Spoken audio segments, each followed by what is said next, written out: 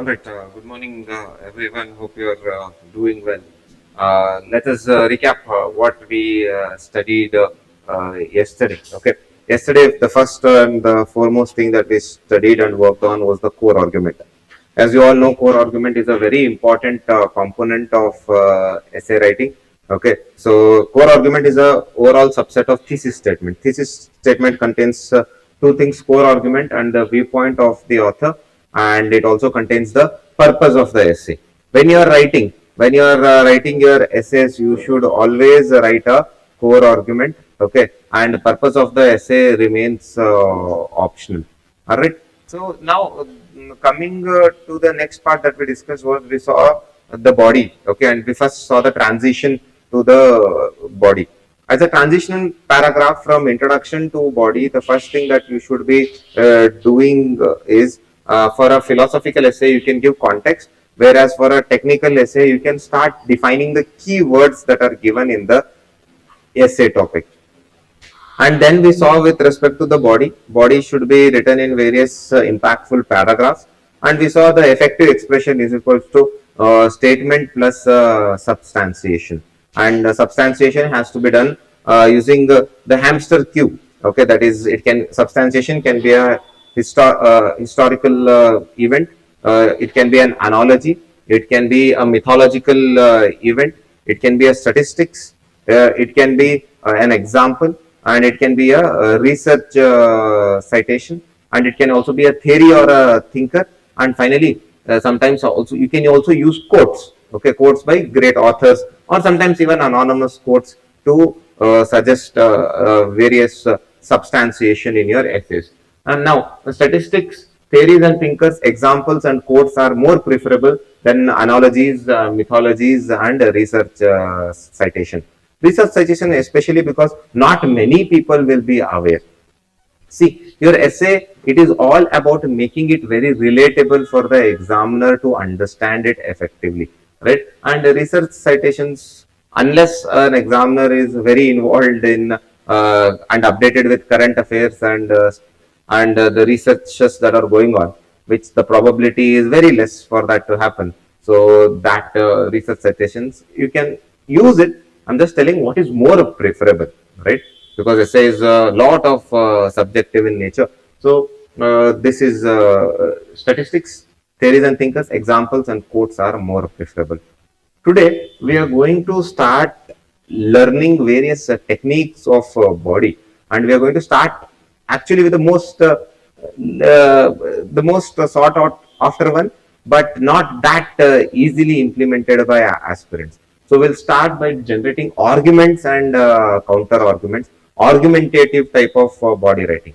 Trust me, many people find this argumentative type of body writing little difficult, but with adequate practice and adequate techniques, I think it should be fairly easy.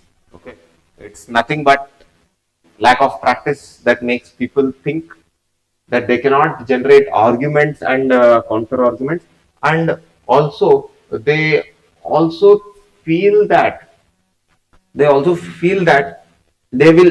better suited to reverse engineering than the other aspects such as generating arguments or analysis.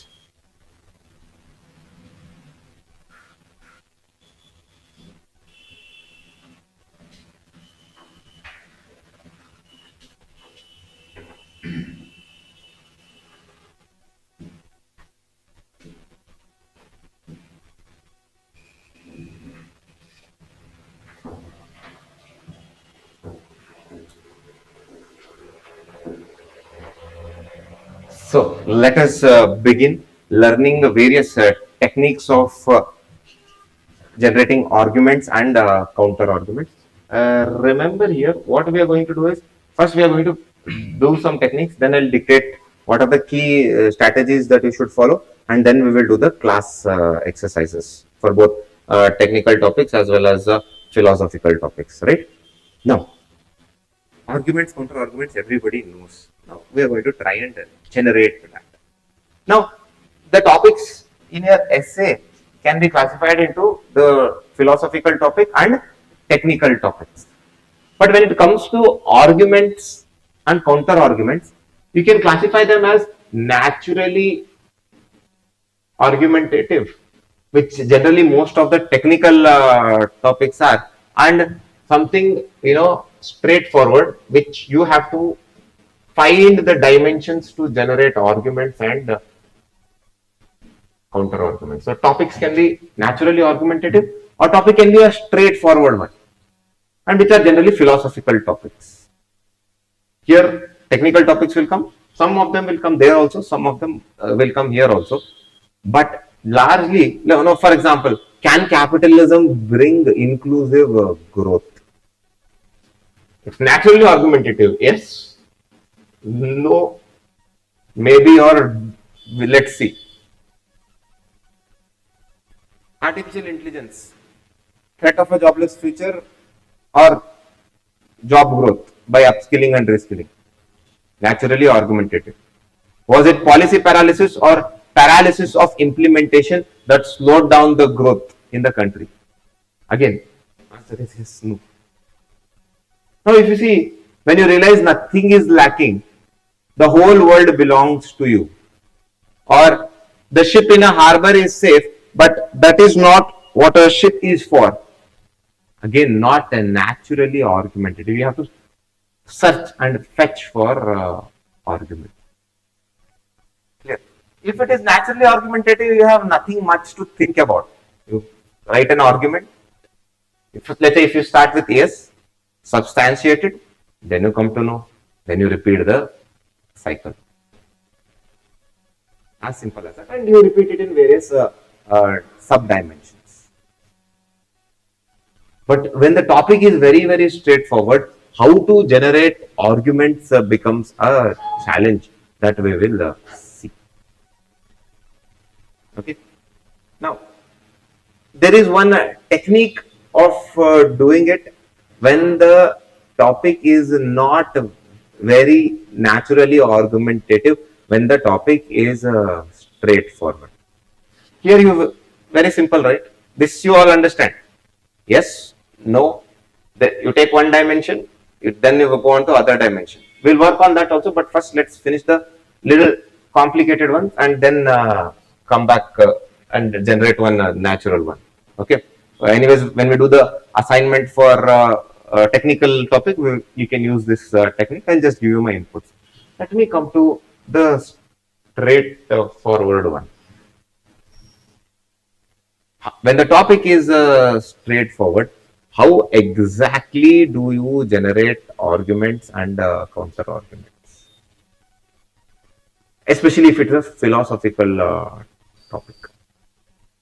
Now we'll take the one which we are already doing in the class. When you realize nothing is lacking, the whole world belongs to you. We have discussed that to a certain extent. I'll use that. And in school or in your college, you have studied binary methods. What is binary? 1 or 0. We'll apply some technology or some technique to generate arguments and counter arguments. So, what are the various combinations of ones and zeros? Permutations and combinations, tell me. 1 1, 1 0, 0 1, 0 0. Right.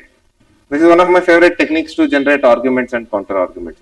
So 1 1, 1 0, 0 1 and 0 0, right? Yeah.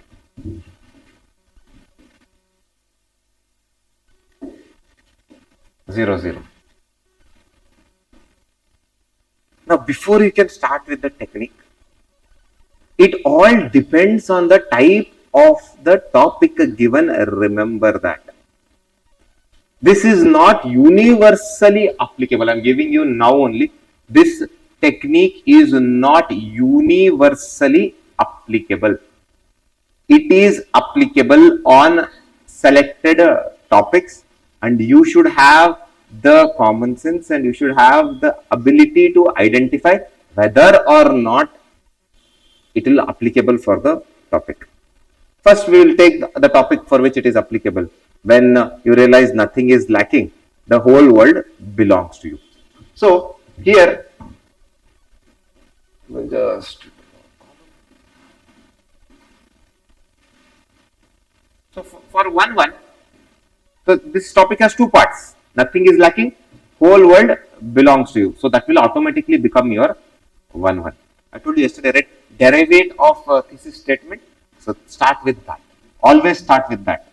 1-1. Nothing is lacking. World belongs to you.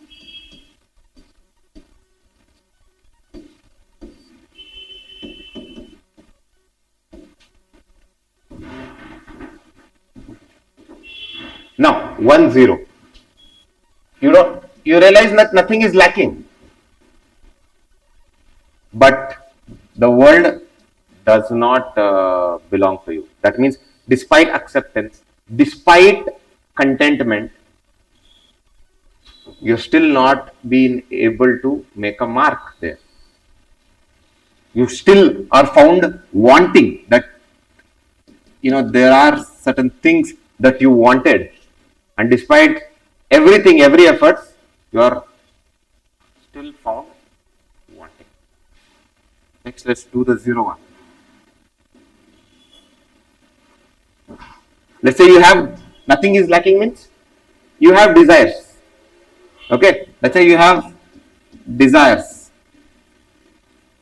or let's say you have endless desires, and that will lead to world being belong to you. That will lead to achievement or fulfillment.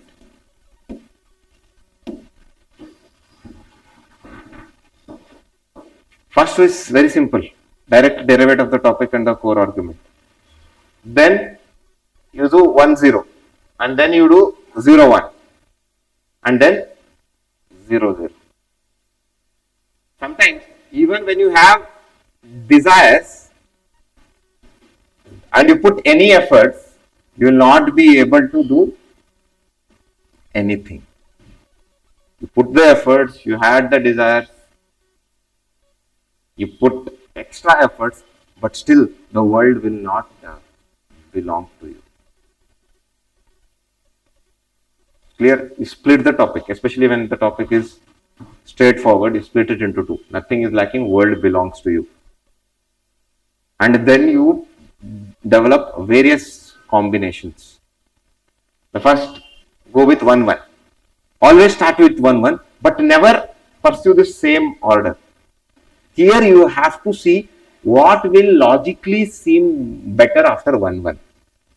This is not the hard and strict rule here. Sometimes these two might not make sense. This 0-0 might make sense to come after 1-1. And then 1-0 and 0-1.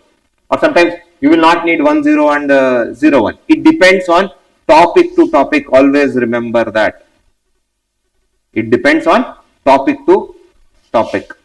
And always remember that. This is not like a standard template that can be applied to each and every topic that you get. Whatever we have here, okay, it all depends on the given nature of topic, and the arguments and counter arguments you should generate based on the given topic. Generally, 1-1 should be followed by 0-0 or 1-0 or 0-1 based on the nature of the topic that is given, based on what makes sense to you. Are you getting it? Right? So, very simple. You took the topic, you split it. You start with 1-1, 1-0, 0-1, 0-0. Now this is there. This happens during the brainstorming. Okay, this happens during the brainstorming. And then you start writing. This is your first argument. And argument should be followed by substantiation using hamster cube. Next comes the next argument. Let's say you went with 0-0 or 1-0. It's your call. But remember, when you are countering the argument, let's say you are countering nothing is lacking, the world belongs to you, and you are telling that sometimes even after realizing nothing is lacking, the world does not belongs to you, you still end up short in life. That is the counter argument. If this is the argument, let's say this is the counter argument, or this may be the counter argument, always start the paragraph of counter argument with, again, yesterday's words I told you, right? However, but on the contrary, because it is very essential to ensure that the examiner understand that you are giving a counter argument, right? However, but on the contrary, and then substantiate it using hamster cube. Clear? Very simple. This is needed, but this makes it very obvious, and most importantly, it maintains the flow. It maintains the flow from your argument to counter argument.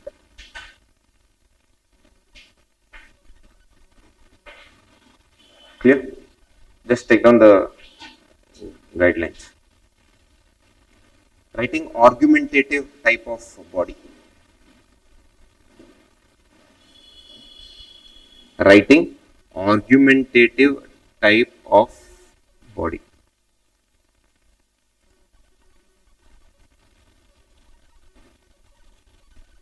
Number one. For naturally argumentative topics,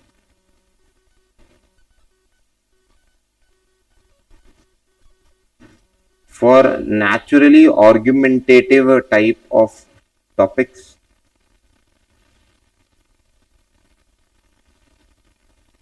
in bracket, especially technical essays,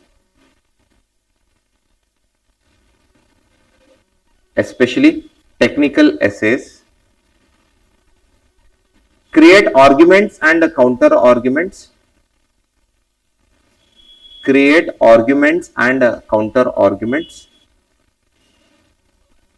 just on the basis of topic given.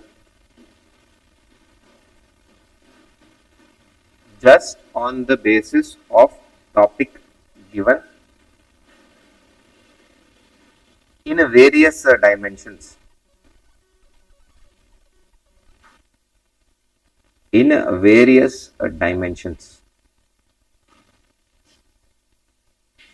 Next point. For a straightforward topic,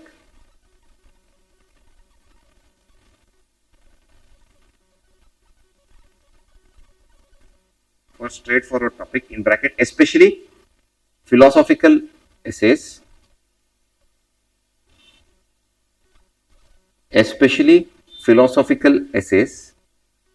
use the binary method,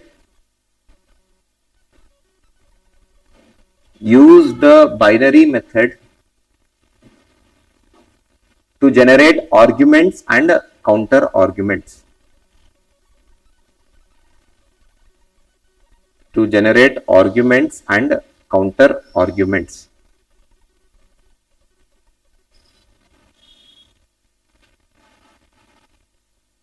Next point.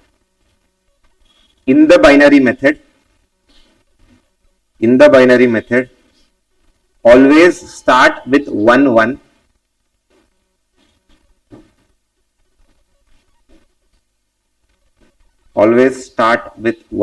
Comma, which is generally a derivate of core argument.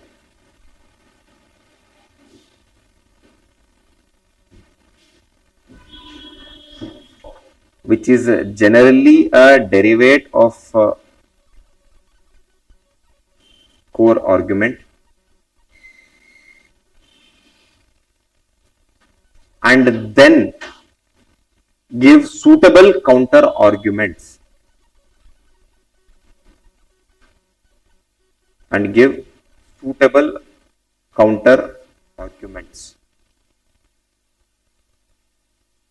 Next point. What counter arguments to give? what counter arguments to give will be dependent on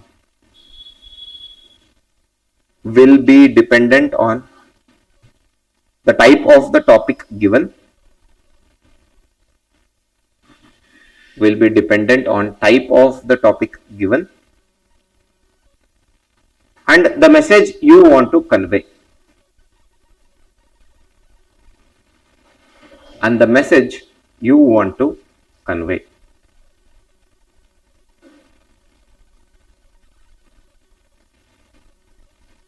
Next point. Next point. Always start the counter argument with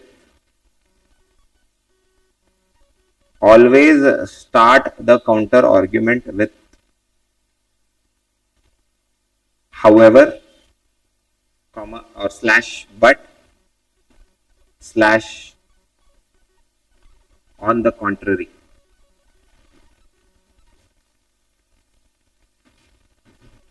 On the contrary. To ensure proper visibility,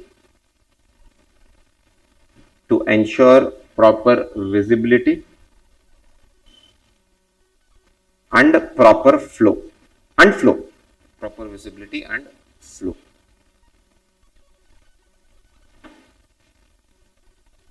Next point.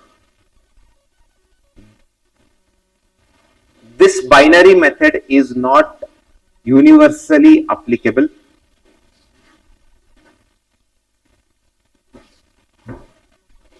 This binary method is not universally applicable and should be used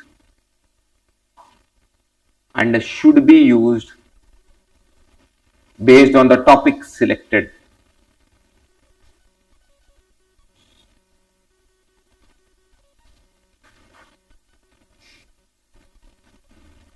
Continue. If applied unnecessarily,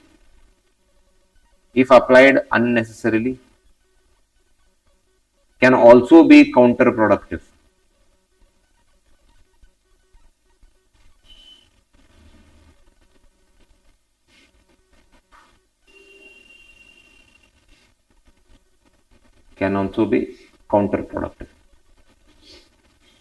Now, remember here.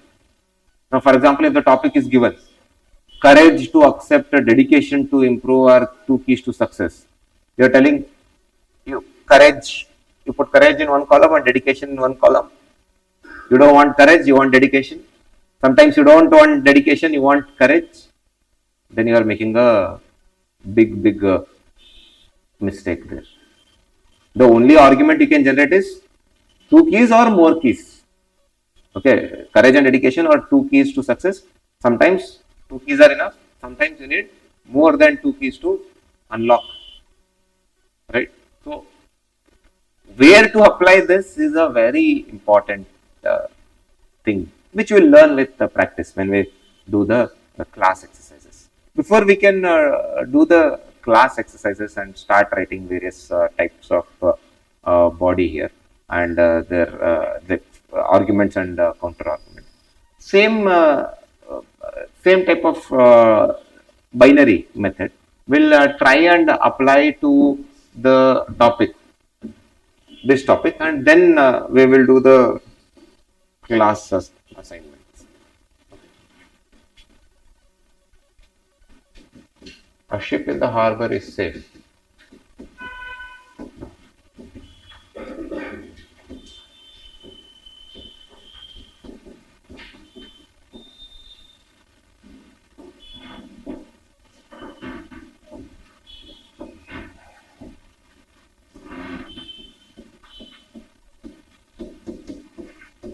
A ship in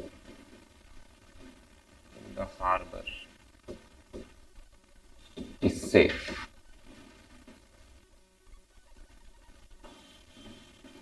But that is not what a ship is for. ship in the harbor is safe, but that is not what a ship is for. Okay, let's just generate. So what will be its 1 1?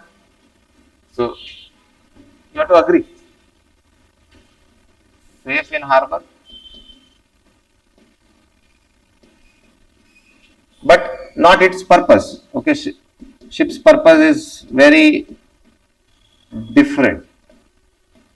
It's not its purpose to stay in the harbor. What will be its 1 0? Tell me. Ship in the harbor is safe, but sometimes it should stay in harbor.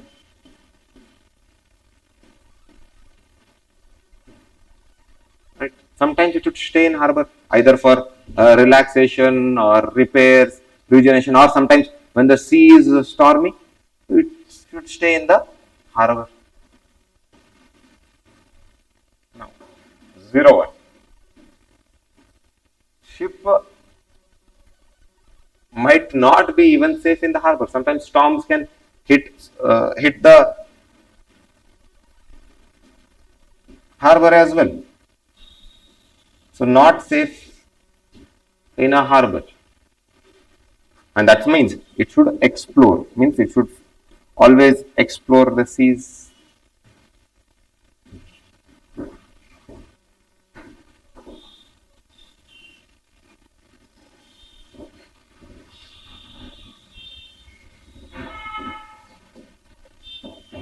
Zero, 0 0.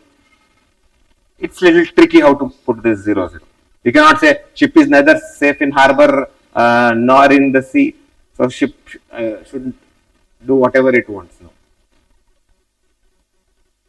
This you have to be very careful when you mold these things. So how do you go about this 0 0 is? It's a risks are there both in harbor and sorry. No, that will be a very wrong way to put it. So what we should say is risks are there. Either it is in the harbor or it is there in the sea. And based on its own potential, it can mitigate, it can come back and forth from harbor and sea. Back and forth. Okay, based on its potential, it can come back and forth from harbor and sea. So always the word play is very important here. So what I told you, like you cannot just put it 1 0 0 1 0 0 based on however you want. It should make a logical sense. This is just a rough framework to generate 4 arguments, or sometimes 2, sometimes 3, based on the given nature of topic. So just do not counter for the sake of countering. See, here you cannot tell ship is neither safe in harbor nor in the sea. What I am telling is same thing I am telling, but in a different way. There are risks. Either you are at harbor or you are in the sea. That's why, based on your potential and based on the needs that you have, based on the abilities that you have, so there should be a balance between staying out in the sea and staying at the harbor. As simple as that. Clear? Now, next thing I wanted to do is, this word play becomes very important. So based on that word play, you have to now convert these things into paragraphs. Okay, and substantiate. Now you are telling safe in the harbor, not its purpose. Give one example, hamster cube, or some mythology, some analogy, anything you have to do. Okay, examples are your call. And remember here, unique the examples, the better impact you are going to make on the mind of the examiner. So try to keep your examples, your substantiation unique. So now we will just generate one argument and one counter argument. We'll start with this topic and then we'll go to the previous topic and then we'll take a new topic where I have not drawn the table yet, where you will start with the table and you generate one argument and one counter argument. Start with one only. The remaining counter argument I'll give it up to your choice. Okay, one has to be there. Okay, one has to be there, and what you want to counter with, that is your call. So what are you going to do? You're going to start with one, substantiate it, counter it, and substantiate it. If the argument and examples can be fitted in the same paragraph, try and fit it. My request is try and fit both argument and the examples within the same paragraph of 5 to 7 lines. And the next paragraph, start with a counter argument, and always the counter argument should start. However, on the contrary, but, or you can simply write to counter it, that also is done, but generally people write however, but on the contrary, write the counter argument and substantiate with the examples. Try and not make it 4 paragraphs. Okay, try and write concisely, because more arguments can be incorporated, and ensure that argument has to be substantiated and counter argument has to be substantiated. And if possible, use similar type of examples for both argument and counter argument. This will ensure more coherence. What will happen is 2 different examples will become not very coherent. What will happen is it will seem like apples and oranges. So counter apples with apples in the substantiation part. If you have quoted a statistics, quote a statistics itself. If you have quoted an example, similar type of example you use. Okay, what you will use, I want to see. Then I will give you my inputs on that. Okay, so you start with this one. Okay, I think 7 minutes. I'll give you a little more for the first one. One, and remember, wordplay is very important. Okay, wordplay is very important here. Ensure that you use relevant words, proper words to convey the message here. Okay, exact copy paste of the topic words is generally not suggested, but to start off with, you can do that. Okay, that we will work on as and when we go through our classes and tests. Start with one, substantiate with example or hamster cube. Write a counter argument. Counter argument is your call. Rest remaining 3, but make it logical and present it well. Start with however, on the contrary, but. Take 7 minutes and your time starts now.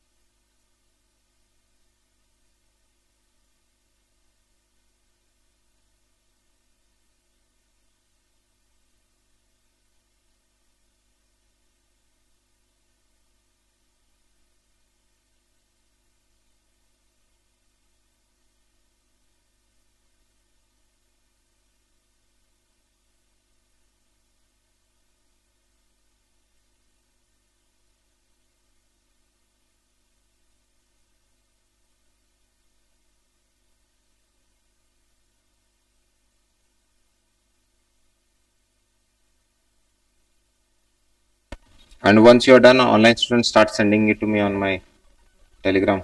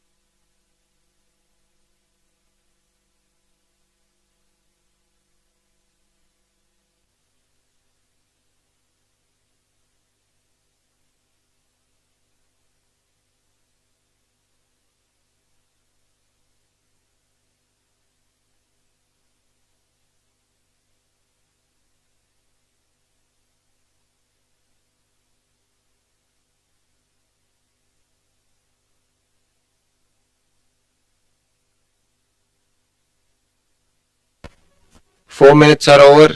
Last 3 minutes.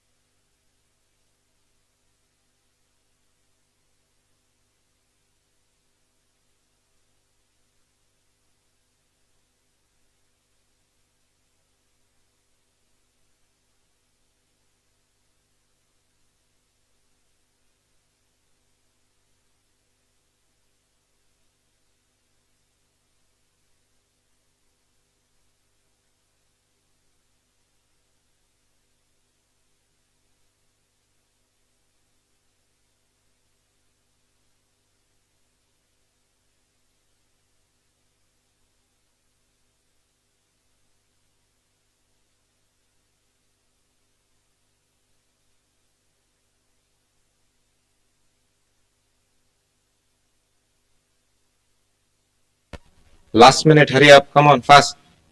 Finish your counter arguments.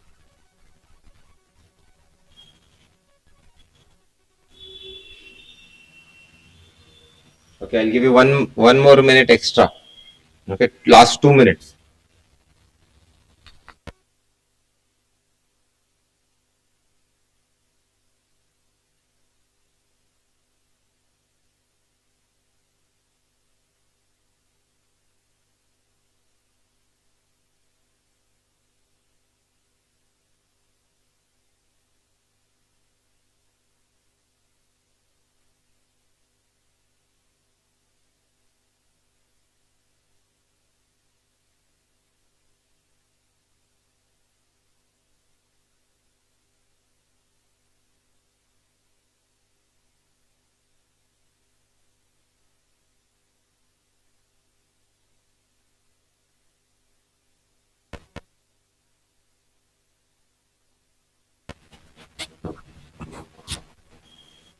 Let me see what people have.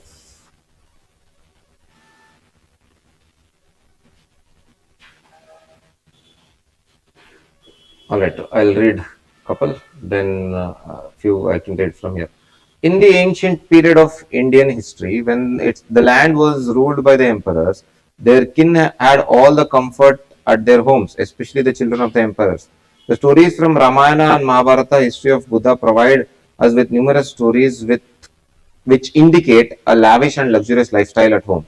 However, this was not their purpose in life, and this was the same for all children in ancient times, be it royalers or be it the royals or the common folks. A system emerged for what they were about to face in life. The notion of Gurukul emerged, a place where children were taught multiple disciplines and were prepared for what was about to come. So, not a very valid argument and counter argument per se, because you cannot start with example first. First, given explain argument should be clearly outlined. Argument should be clearly outlined. So, if I was writing this, what the student just said, you should tell that comfort zone can be very comfortable, relaxing, and calming. But that will ensure us to forget our purpose. And you can give this example, though it is not a very valid example. So this is how we start. Comfort zone can be very comforting, relaxing, and a easy thing to do. But that will help, that will ensure that we forget our purpose. That will lead to us not realizing our true potential. This is how we start the argument, right?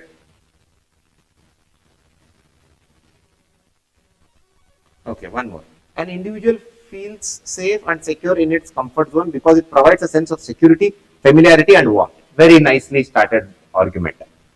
But without putting our foot outside the comfort zone and breaking the boundaries and pushing the limits, it becomes difficult to achieve our potential and purpose of life. Very nicely written. Could have been little concise, but good enough. Just after independence, as India, a country, was dependent on food grants, aids, it could have felt comfortable in the space. But when the shackles of comfort zone were broken, it started the journey of green revolution and became one of the largest exporters of food grains like wheat and rice. Very nicely put the argument.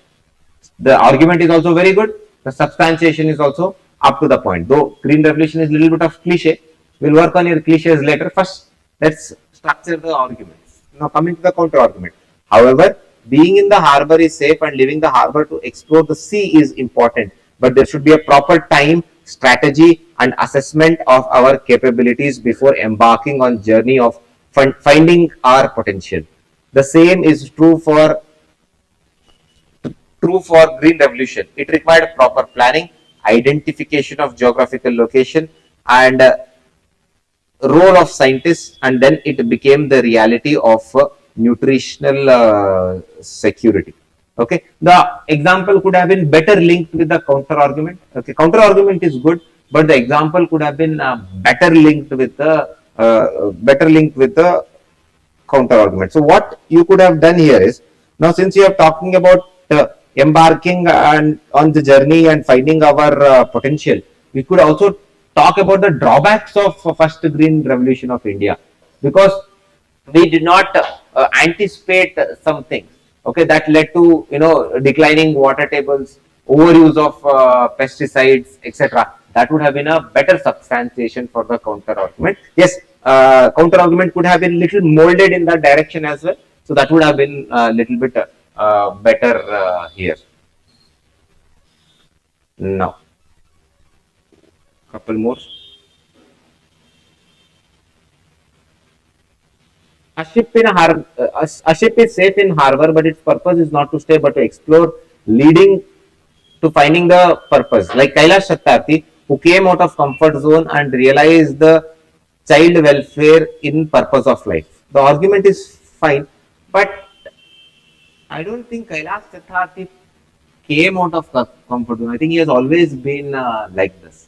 So what will happen is, when you use like this, it will seem as though the example is retrofitted. Retrofitted means you had to use Kailash Satyarthi. You somehow used Kailash Satyarthi. It's like you have selected examples. Some or the other way you are going to use those examples. So that idea that examples are retrofitted will not look good on your essays. Now, counter argument. However, sometimes it's safe to stay in our comfort zone to enhance our potential. Like Malala Yousafzai, who came out of comfort zone to serve the purposes when she ensured she has required potential to work for betterment of women. So there is no coherence between the, again, counter argument given and the example that has been stated. Could be a little better.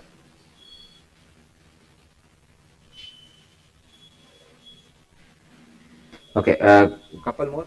Ship is safe in the harbor as it is its comfort zone, but it's made to sail in the ocean. Similarly, each thing must have some purpose in their life. Narayan Murthy, for example, Narayan Murthy could join an IT company and be in his comfort zone, but he knew he had a bigger purpose in life, left his job and started Infosys. Aptly put. Just the thing is, do not write for EG like how we write for GS, just write the full form of it and can be written little concisely. However, sometimes it is necessary for a ship to stay in the harbor because sea storms or for the purpose of repair. Why are you using my dialogues for me only? Use your own. Be more innovative. I want you to think on your own. Here I just want to point a direction. For instance, during COVID-19, it was important for us to stay at home to avoid the spread of virus. Hence, in case of safety and for greater welfare of humanity, one needs to stay in their comforts. Very beautifully put example. Okay. The counter argument, though it was inspired by me, the example is very nicely put. Okay. And she has completed the entire table. Okay. But sometimes it's not safe for the ship to be in the harbor. For instance, Subhash Chandra Bose left his comfort of homeland to fight for independence. Exploring the purpose might be more safer option than to get into the danger in the safe of comfort. Very beautifully crafted argument. And the counter argument for this, on the contrary, risks are unavoidable at both harbor and sea. For instance, when SK Ayan started her startup, it was risky. He failed in exploring, but staying in his comfort zone was also against his will. I'm not sure who is SK Ayan. Anybody knows? Okay. So when you are using a lesser known personality,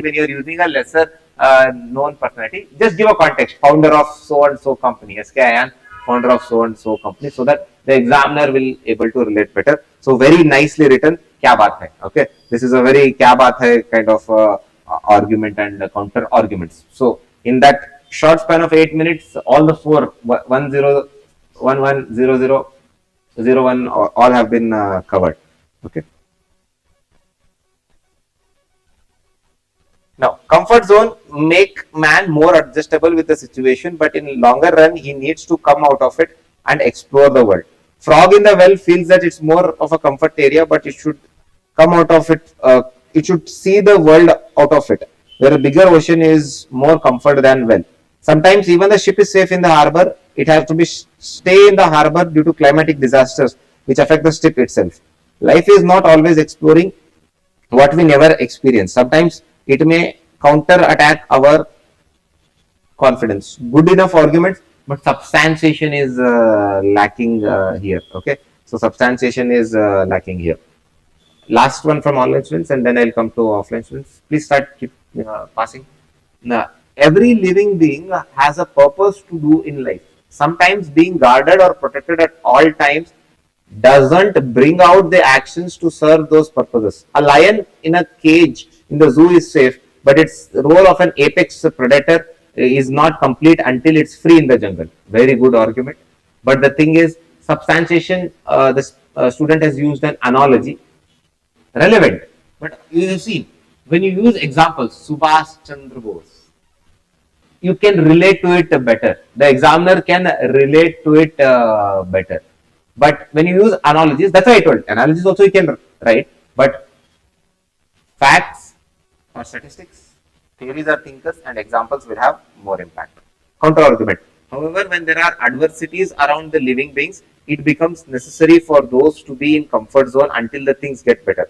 For instance, northern rhinos with their population of just 2 are better in captivity, so that care is taken care and preventing them from extinction. This is a very good counter argument and a very good substantiation as well, right? So good job. All right, I'll read a couple from here,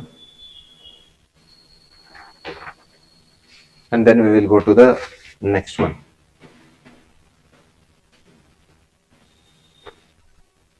Staying in the cocoon. Okay, staying in the cocoon will keep a caterpillar warm and safe, but its true purpose of becoming a butterfly and reaching new heights will not be served. For instance, warehousing procured food grains will ensure adequate reserves, while purpose of ensuring food security will not be served unless it's served to the needy.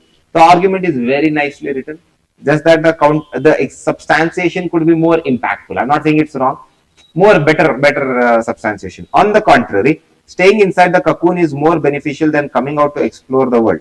If a nuclear state decides to use its nuclear arsenal, it may trigger another world war instead by stockpiling in its arsenal. It has the strategic advantage of being an influential in global power dynamics. Relevant, okay, relevantly written. Like a ship in the harbor is safe. That is not what a ship is meant for, as being safe is always an option, but that's not what a ship is meant for. See, in 3 lines, the student has repeated this topic twice. That's not suggested. Always use related keywords: comfort zone, safety, protection. This you can derive from the transition paragraph. I told you, right? transition paragraph, tell what the context of the essay is. Here you will tell, no, what is comfort zone, etc. Right? So use derivative words because it shouldn't seem like very repetitive. Here and there it's fine, but repeating it twice in 3 lines is not needed.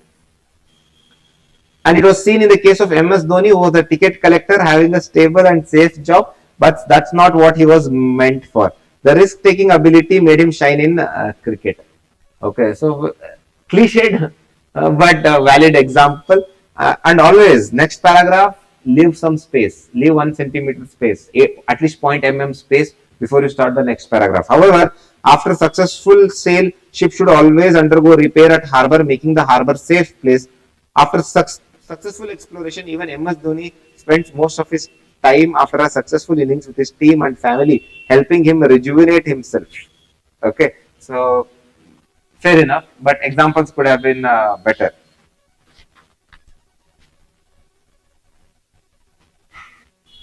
Wise or knowledgeable person, even though they have sufficient knowledge, mostly observe the things, that is what is going on, whether it is wrong or right.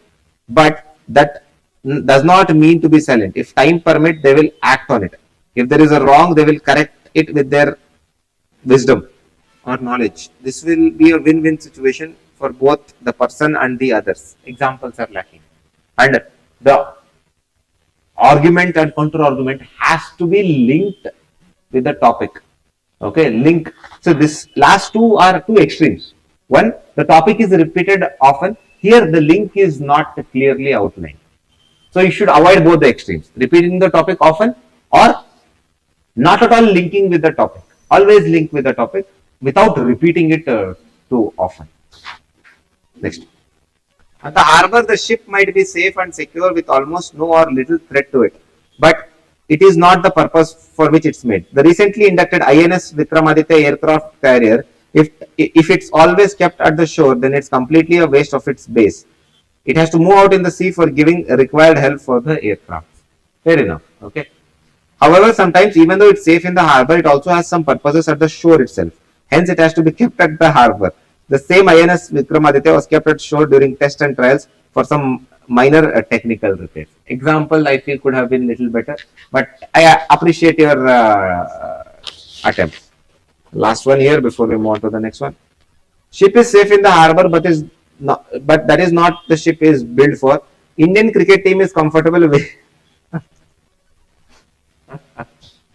Indian cricket team is comfortable in winning matches playing at home, but the true potential is assessed while playing in foreign conditions and in the front of a foreign crowd. And the Indian team did it by breaching the fortress at Gaba and Cape Town, thus showing grit and excellence. Good enough, fair enough, right?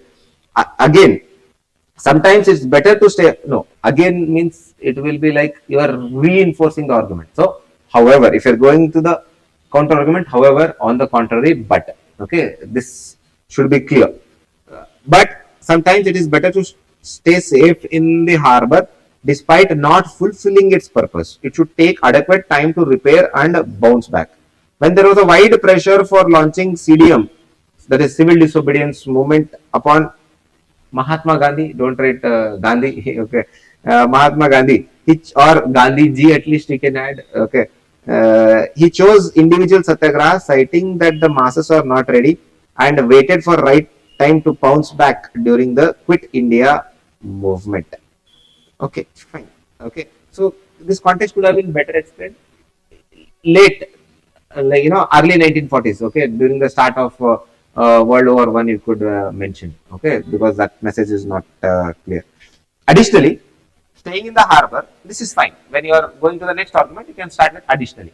Additionally, staying in the harbor for so long is equally dangerous. It makes the ship to undermine its potential and eventually leading to rust. Very nicely put argument.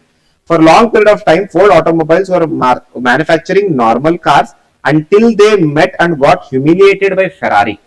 Then Ford came out of the regular grind and manufactured a sporting car which went on to win the prestigious Le Mans for 4 consecutive years against Ferrari. Very nicely written. Could have been written more concisely. Okay.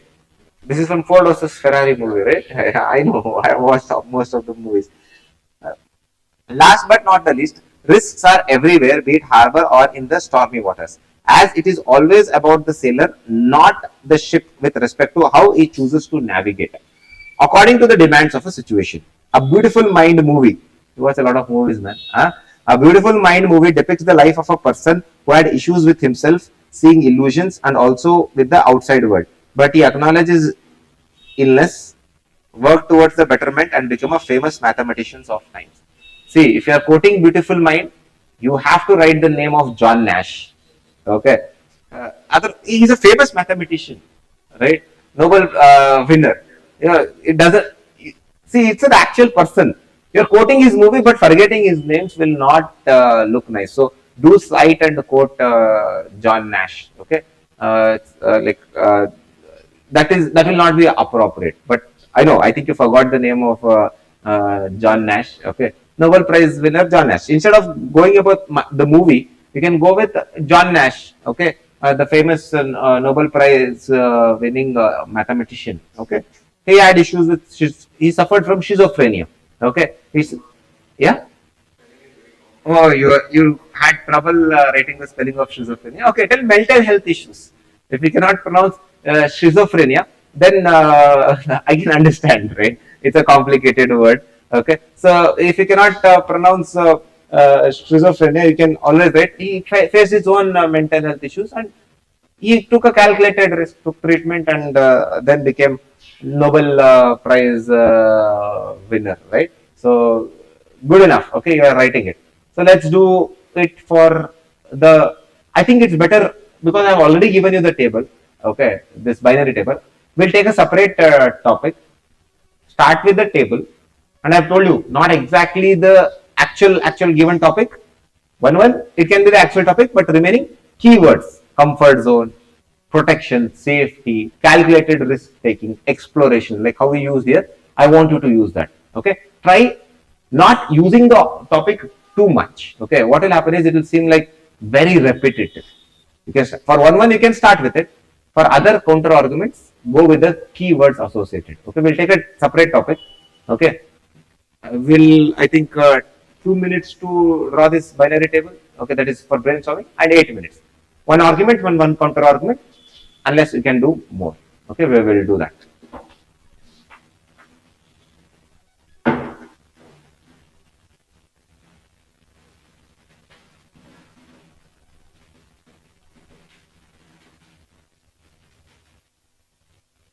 And then we'll go with the technical essay.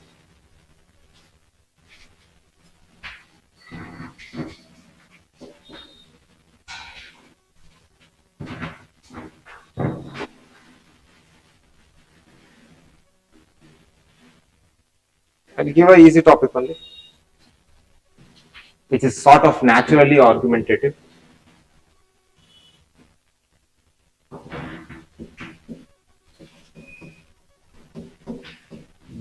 We'll take the 50 by Q. The philosophies of wantlessness is utopian, while materialism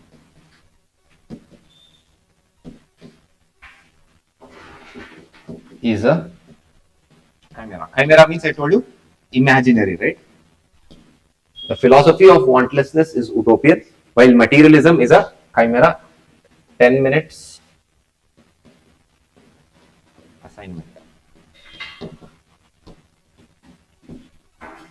Okay, class assignment or class exercise.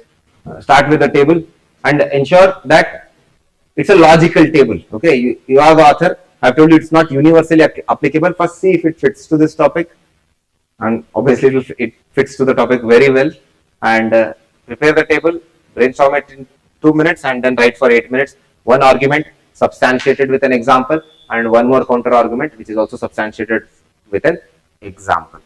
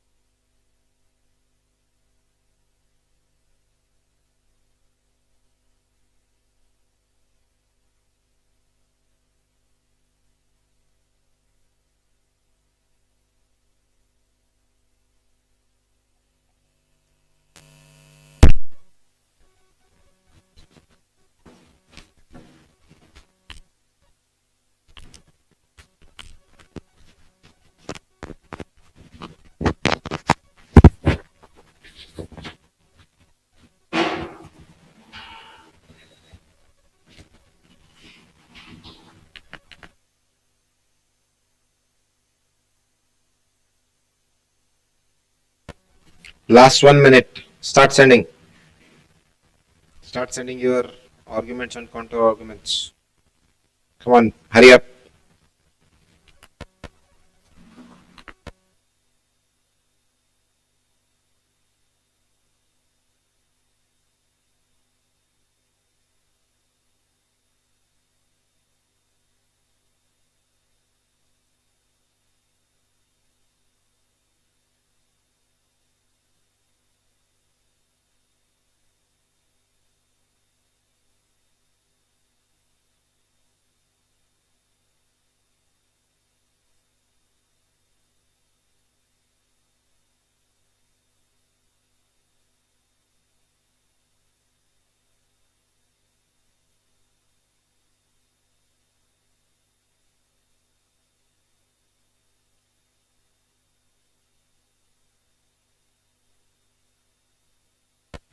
Time up. Come on, fast.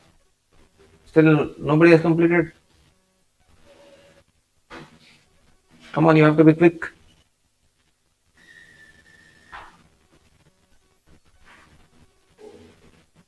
I know you're in the initial stages of crafting arguments and counter arguments, but you have to be better. Whatever I'm receiving, I'll read out. Others keep sending.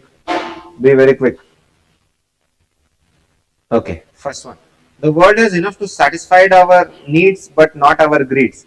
The world today faces resource crunch and it might not be possible to satisfy the needs of every individual.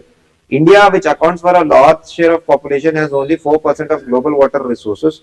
Hence, it's imperative to use limited resources judiciously by limiting our needs.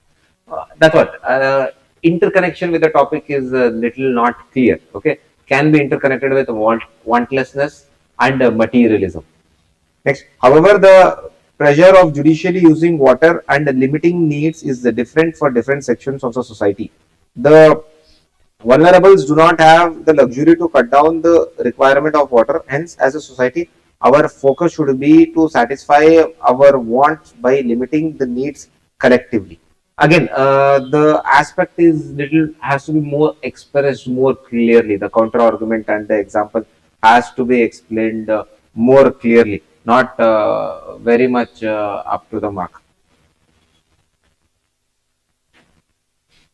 Next, the core reason behind why we should avoid the extremes of wantlessness and materialism is the difficulty in achieving the two states. Very nice argument. Okay, I'll read again. The core reason behind why we should avoid the extremes of wantlessness and materialism is the difficulty in achieving the two states. To achieve wantlessness, one has to do a lot of sacrifice.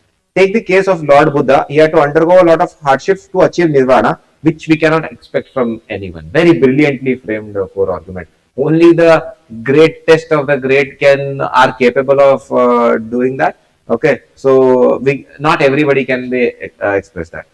Similarly, if one is on the path of materialism, he or she cannot be able to achieve due to tough competition.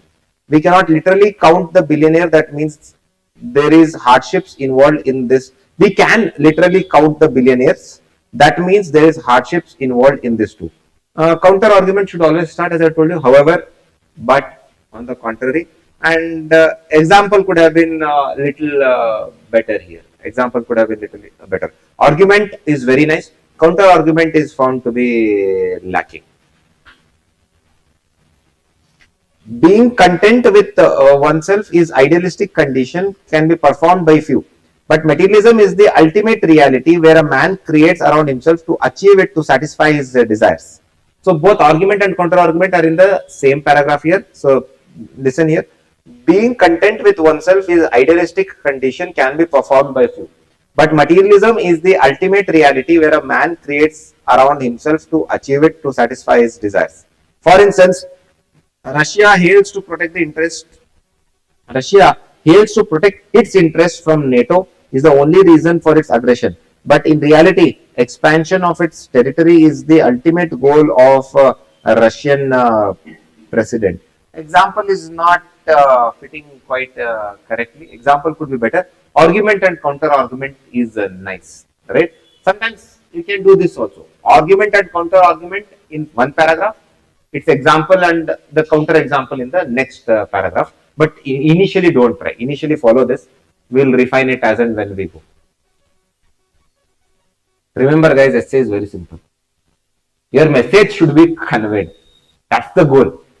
As per UPSC parameters that we discussed, your message should be conveyed better than others. Examiner should be able to relate to it, understand, and if it does that, then you'll get good marks. Next. Being desireless is an idealistic situation which makes very purpose of growth and evolution stand still. While being totally full of desires will make humans selfish and greedy, which will end humanity in the long run. As if Indian first woman pilot in the army would have no desire to become pilot, India would not have received Kargil girl who has inspired now social order of inclusive forces.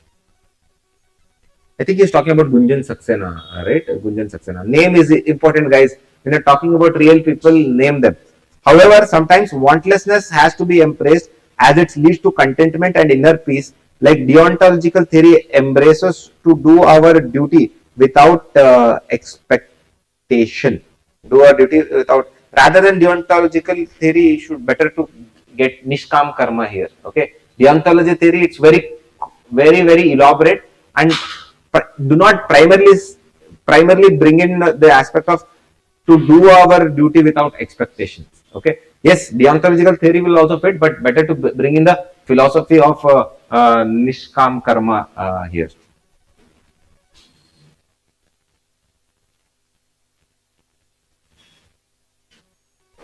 Okay, one more.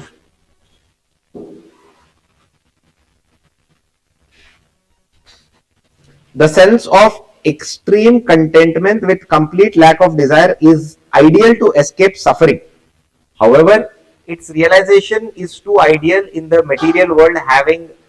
Having said that, even complete materialism with no sense of satisfaction can drive an individual to restlessness and discontent.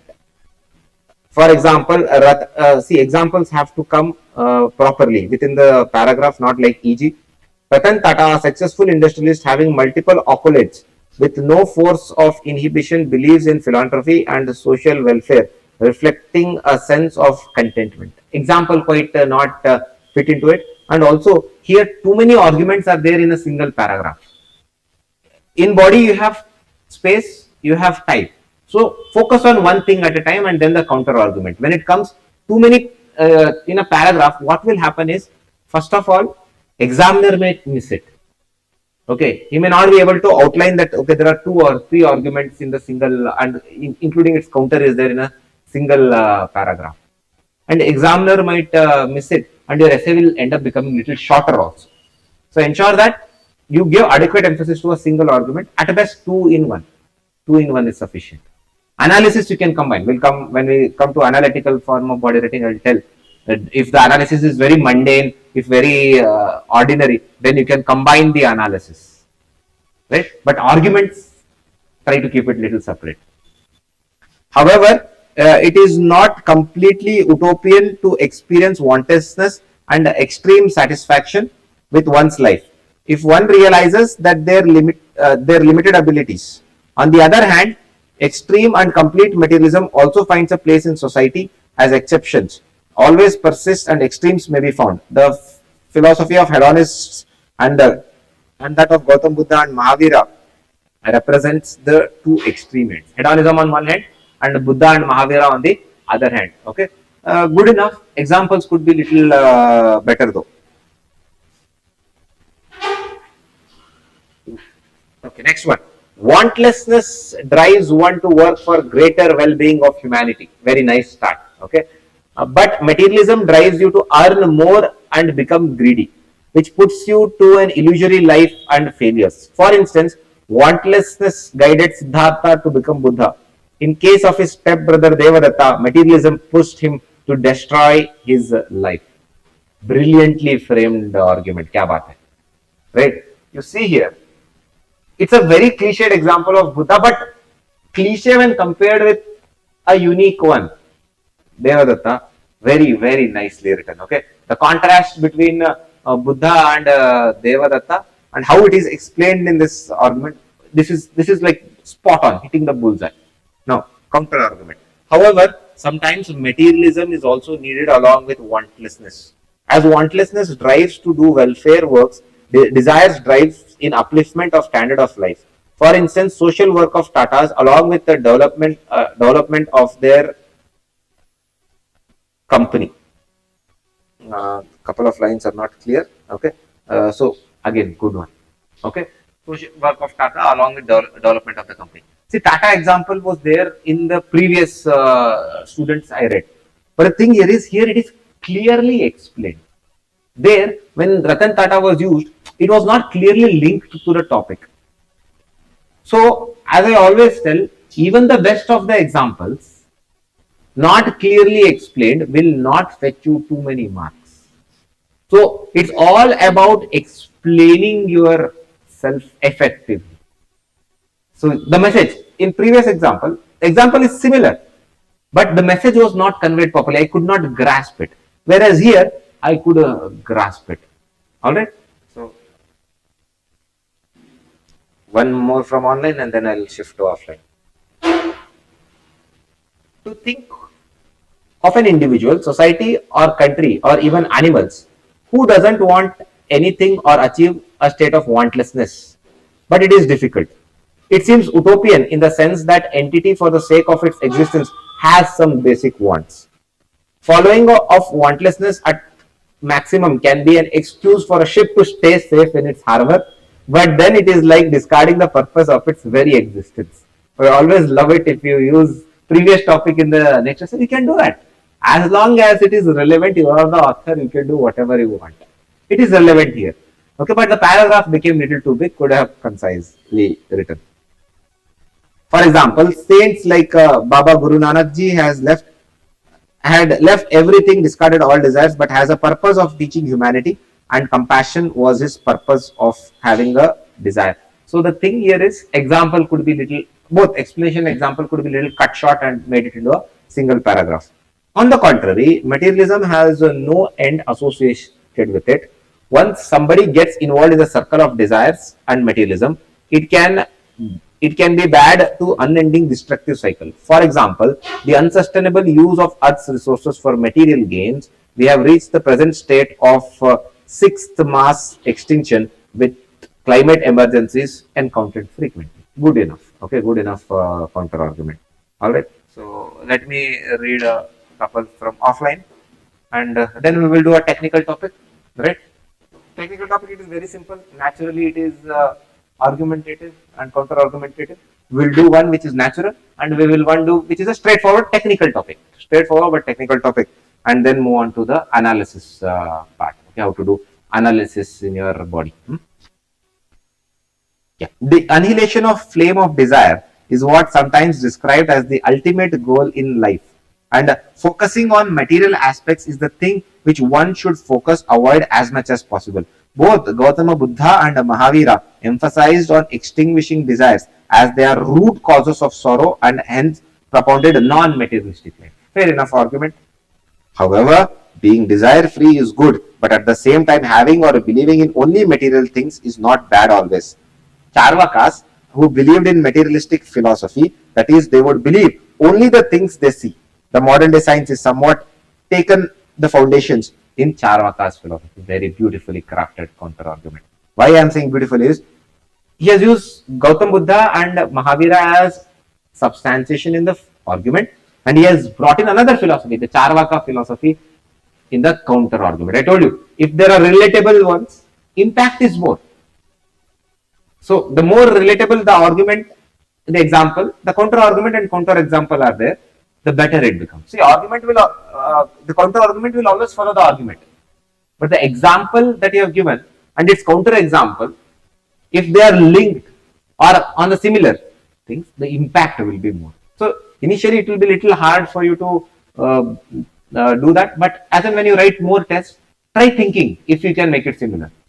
If you can come up with something, very good. If you cannot, not an issue. Okay. Next.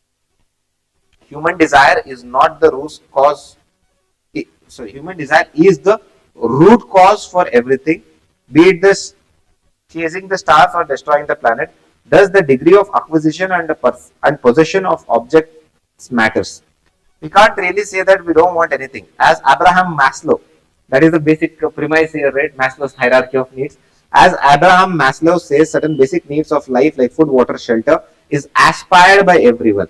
At the same time, there is no end if we start aspiring for accumulating more. When King Midas got the golden touch, he literally wanted everything turning into gold, which made him even more greedy and unstoppable. See, you have missed an opportunity here with respect to Midas example. When you're giving Midas example, you tell he touched his daughter accidentally and she became gold, right? So, very nice opportunity you have missed. So, never miss an opportunity. When you have the opportunity to knock it out of the park, he had the opportunity here to knock it out of the park, but opportunity missed. You will get refined. Okay. However, in this increasingly driven consumeristic world, choosing not to have more feels more peaceful rather than utopian. The rise of cults like Osho, Art of Living in urban spaces is picking up pace as more materialistic people are now aspiring for wantlessness and spiritual exploration. In addition to this, today's countries are assessed with respect to full form of with respect to no WRT. Okay, assessed with respect to GDP parameters, and the more you acquire, more powerful and dynamic you become. India climbed up the ladder of 10th largest GDP to 5th. It has become too much. Okay, it could have cut short there only. This was not needed. Could have been a next argument. Okay, so good job. Okay, so you guys are getting it. You guys are getting it. Okay, let's do for a philosophical topic. Sorry, technical topic. First, we'll go with something that is naturally argumentative. One argument and one counter argument. Okay, and then we'll go with a straightforward one. We'll go with this one. Very simple. I'll give you just 6 minutes for this because it's very simple and you have by hearted GS.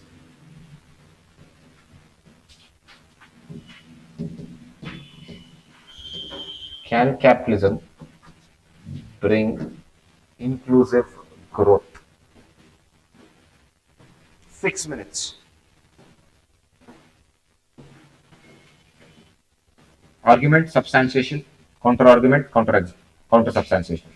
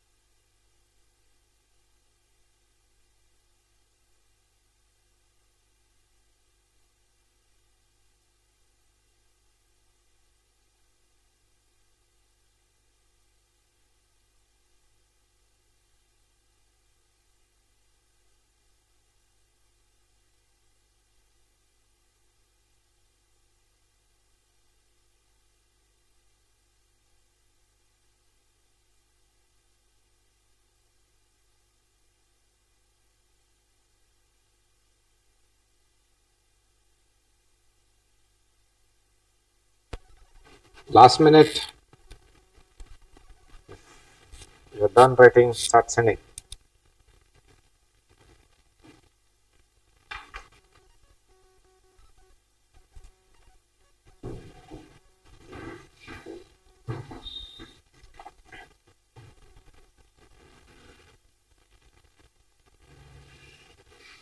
I'll read a couple. Capitalism, in its very emergence, subscribed to the objective of profit and expansion. It aimed to maximize the surplus value to the entrepreneurs, and as Karl Marx has pointed, has led to the pauperization of the have-nots, that is, ones that lacks the means of the production. Good argument here, and she's using a thinker. Okay, she's using a thinker, that is Karl Marx, which is a valid substantiation. However, the world has not witnessed the rising acceptance of capitalism as it stimulates economic growth. However, the world has witnessed, the rising acceptance of capitalism as it stimulates economic growth. A precondition for investment in social welfare to reduce marginalization and a socio-economic inequality. While India climbed to the ladder to become world's fifth largest economy, it also lifted 415 million people out of poverty according to UNDP in 15 years. Amazing argument and core argument. Kya baat hai? So very nicely written and very nicely substantiated. Because for technical essays, facts, theories, thinkers can be used aram se. Next.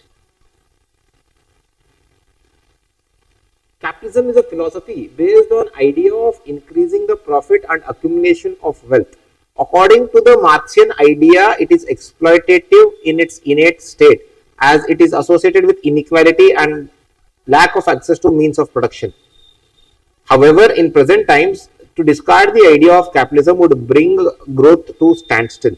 Capitalism has molded itself to generate wealth, but not only purpose of its own benefit, but the ideas of corporate social responsibilities or social stock exchange shows that how we can use capitalism to bring inclusive growth. This is like a very nicely written argument and counter argument. Kya baat hai? Okay, especially the substantiation using social stock exchange and corporate social responsibilities, right? So very nicely done. Next, capitalism provides liberty which is necessary for inclusive growth. There is a reason why USA is labeled as a dreamland. The capitalism has made USA the number one in economic growth, which in turn provides opportunities for everyone, be it natives or immigrants, whites or blacks, male or female, etc. Nicely framed argument. However, the inclusive growth should also comprise the social growth as well, which is not the guarantee in capitalism. Take case of inhuman treatments of black immigrants and women in the same dreamland where the dream gets shattered. Decent enough core argument. Now, if we can see here, one common trend, you guys are struggling with generating arguments and counter arguments for the philosophical topic, two philosophical topics we wrote. Whereas technical topics, why it's relatively easy? Because first, the topic itself is naturally argumentative, and second of all, you have content, you have example. You don't have to sit there and think. And that's why writing philosophical essay is a challenge. And that's why the scores in the UPSC mains have reduced. All right. So, a couple more here.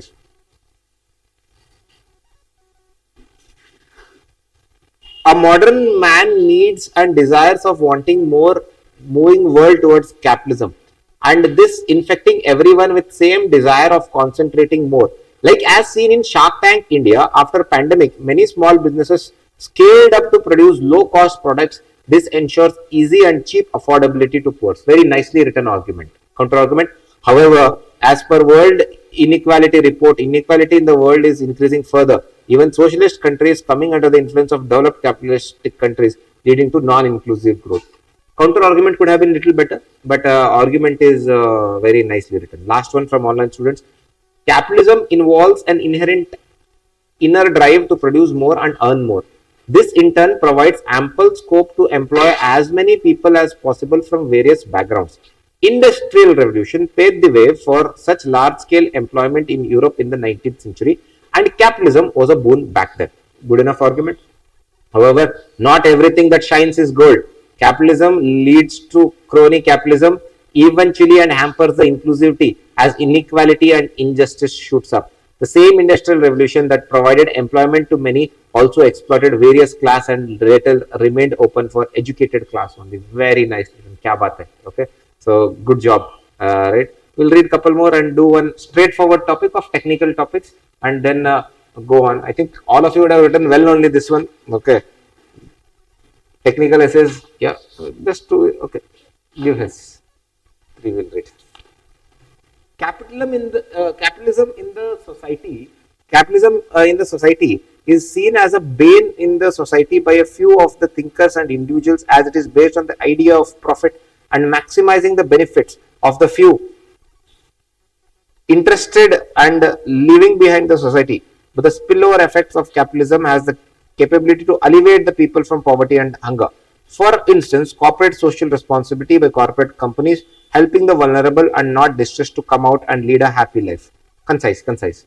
However, the capitalism has led to inequality in the society where maximum wealth of the globe is controlled by some minimum number of individuals, whereas where 90% of wealth is controlled by a mere around 5% of individuals, show that inclusive growth is elusive to capitalism.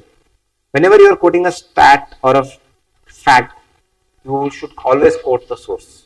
Okay, you should always quote the source. Capitalism indulges people into chimera of materialism, where these people contend towards philosophy of wantlessness. Inclusive growth is possible as seen in the contribution of capitalists towards corporate social responsibility, which upholds the Gandhian philosophy of trusteeship. Counter argument. However, the instances of capitalism driving selective inclusive growth cannot be ruled out at making people question the applied ethics associated with capitalism. Counter argument has to be substantiated better. Okay, counter argument has to be substantiated better. Otherwise, good. Capitalism leads to increased handshakes within the market through sale and purchase of goods and services to pile profits, which can be used for growth and development. This is very much visible in the Baltic countries like Finland, which boasts very high standard of living for all, promoting inclusiveness, growth, and reducing vulnerabilities. Very good argument, very nice example. On the contrary, in the race of capitalism, if an undeveloped country participates with same intensities, it can be counterproductive. Very nicely done. In India, post 1991 reforms, people who could reap the benefits out of capitalism were the ones who were already well off. This further increased the social divide between the rich and poor, further excluding them personally, economically, and socially. Very nice counter arguments, right? I know technical topics, subject-based topics are easy. Okay, come on, let's do a not a naturally argumentative topic where you have to sort of generate. How do you generate? Let me see. I will not tell you anything yet. See, by whatever we have studied so far, if you will be able to generate. Otherwise, I'll give you a small tip for that.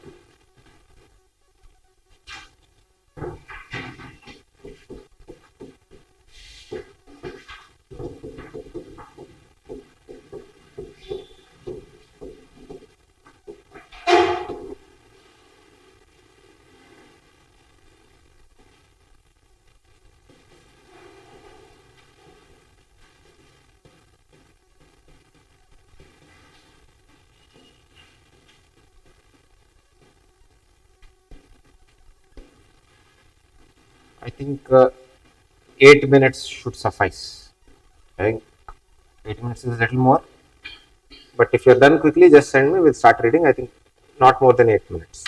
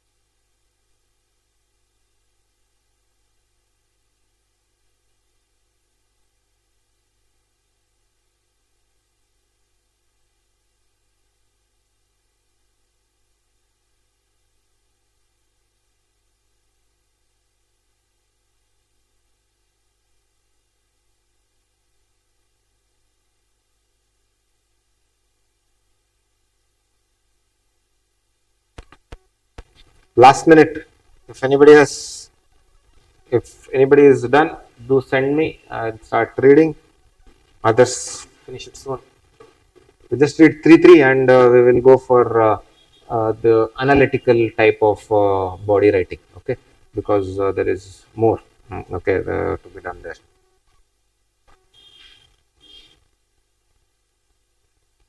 According to IPCC report, synthesis report, India has witnessed 0.6 degree increase in its temperature in the last decade.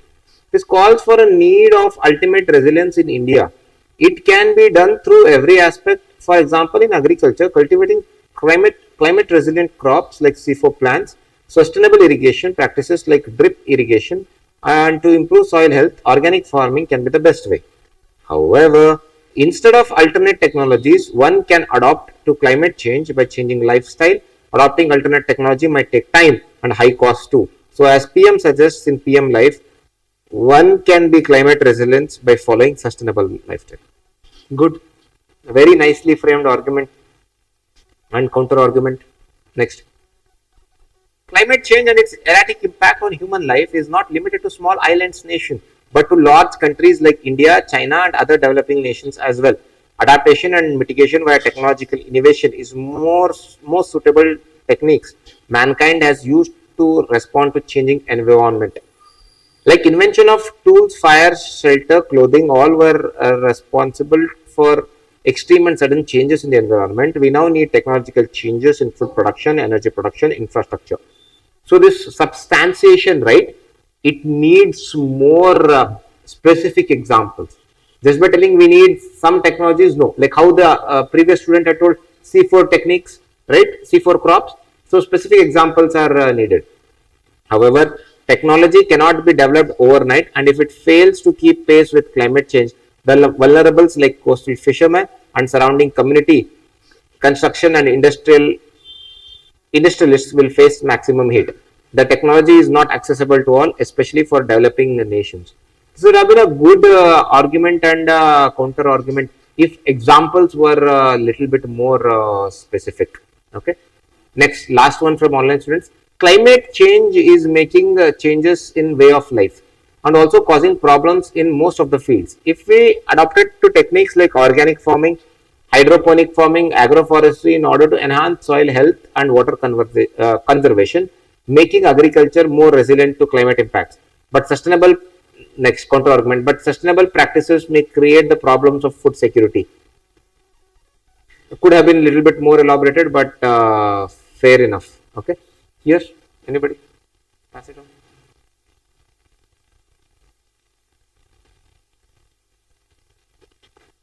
Everywhere around the world, there is a talk about the need to shift to better and more cleaner technologies to achieve the target of 1.5 degrees centigrade or not more than 2 degrees Celsius. And India, being the most populous country of the world, definitely has to look for alternatives for us to be more resilient and to be example to others. Various initiatives of the government of India like FAME and National Green Hydrogen Missions are steps in the right direction. However, the cost of these alternate technologies is what makes them non-viable, especially for a developing country like India, where there are stumbling blocks like funding for research and development, latest technologies, access, and the income level of people. Hence, affordability also matters. Very nicely framed argument and counter argument.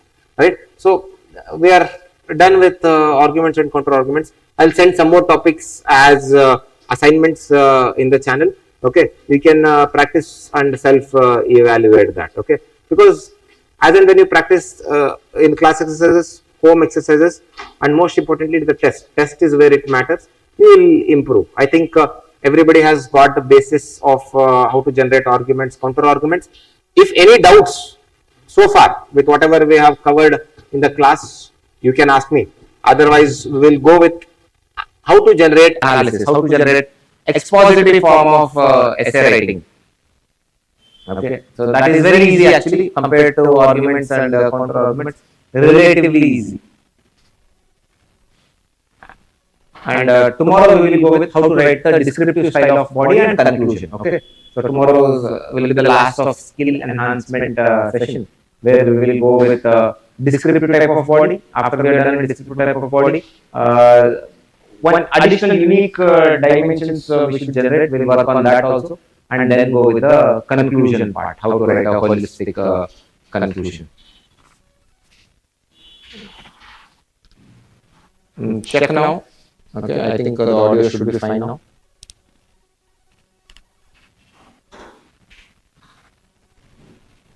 Yeah. Any further doubts?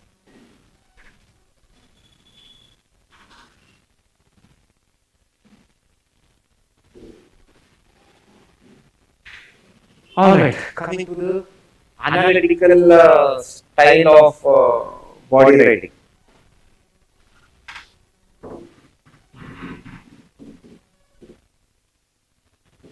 Analysis or exposition.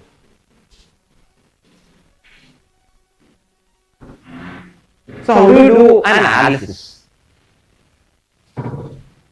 Let's say you are a researcher, you are a scientist.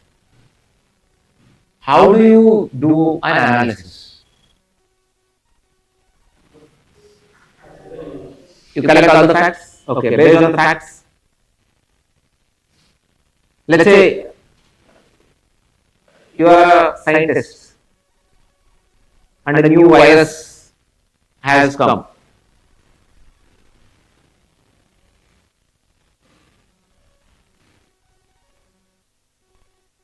Okay, you have the facts that so many people are affected by the virus, and now you have to do an analysis. What will you do about this virus? What analysis will you do? Yes? Yeah, what exactly, what are the major areas that you will look with the research? Understanding the nature of the virus, okay. Then, yeah, origin or the causes of the virus. Then, symptoms, or you can tell the consequences of the virus. What exactly virus does to you, what exactly virus does to others, as simple as that. So when you do these things for the essay topic, we call it an exposition or analytical style of body writing. Just a moment, let me look into it.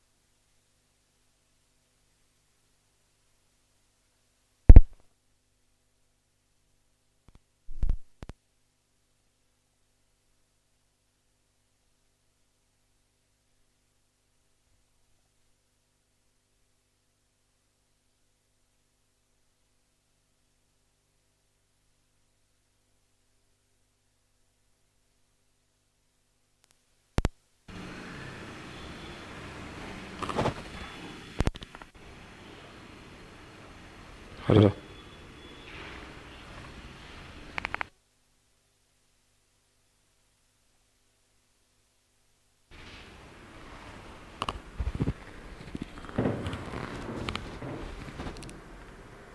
Can you guys check now if the audio is fine, online students?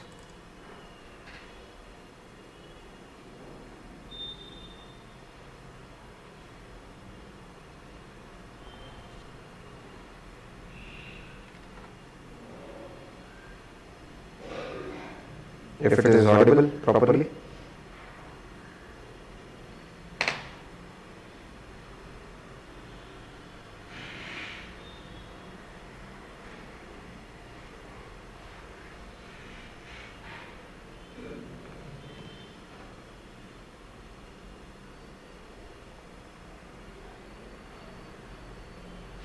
Okay, just give me a moment.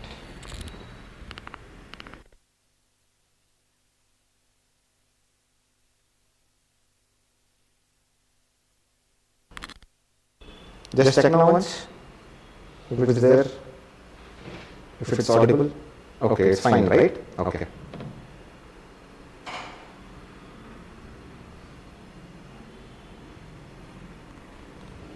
All right. So, coming again, okay, now we are discussing about how do we analyze the essay topic. So, analysis comprises of three things: the nature of the essay topic, the causes of it, and the consequences of the essay topic. Nature, the causes, the consequences. Right? So, when we do all these three things, we call it as an analysis or an exposition. Okay, we call it as an analysis or an exposition. But for when it comes to the body, nature is not suggested because you have already done that in the introduction or in the thesis statement. You have already passed an opinion on the topic's nature in the body, in the introduction and in the thesis statement. So that gives us with two scopes: causes, consequences. So causes of a particular topic and the consequences of a particular topic. And when you identify certain causes and consequences, that is called as an analytical dimension. Now, when it comes to causes and consequences, remember here that you start by asking a simple question: why? Or sometimes it may even be how.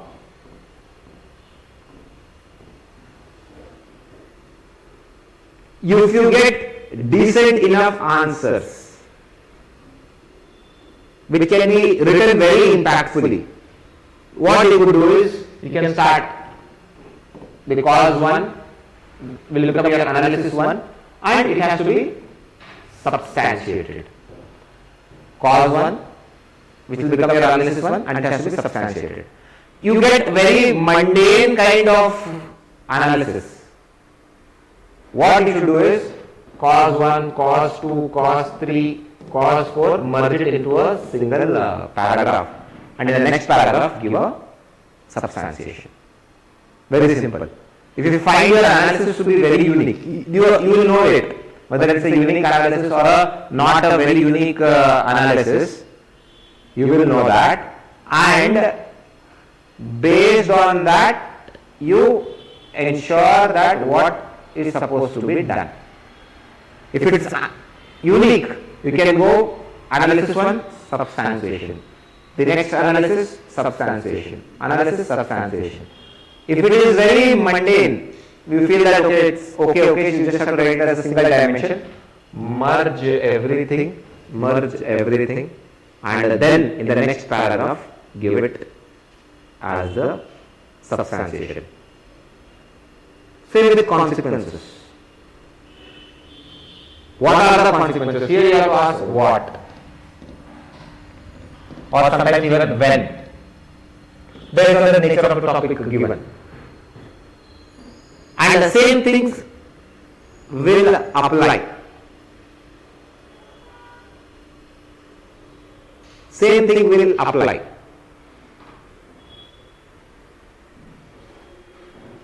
Just a moment.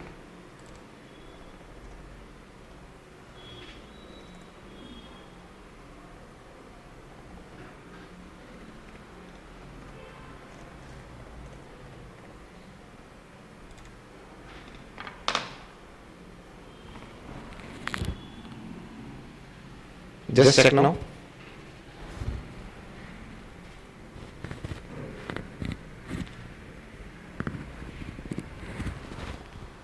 Just check now if it is still there.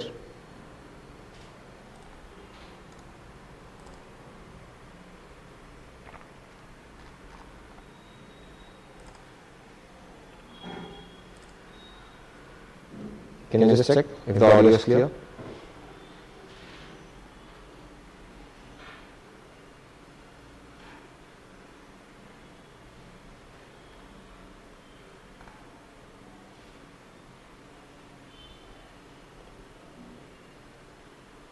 Okay, and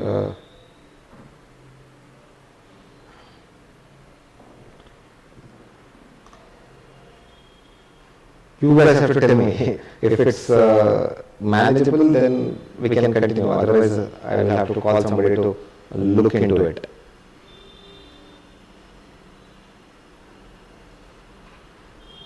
It's not clear, is it?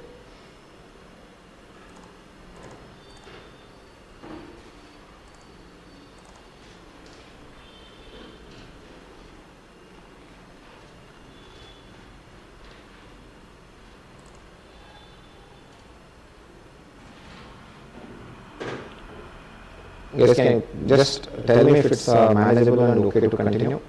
Then we can continue. And if it's not manageable, then we'll have to call somebody to look into it. Okay, if it's not clear, okay, we'll wrap up the class here a little early. Okay, and we'll continue tomorrow onwards. Till that I'll get somebody to have a look at it. Alright?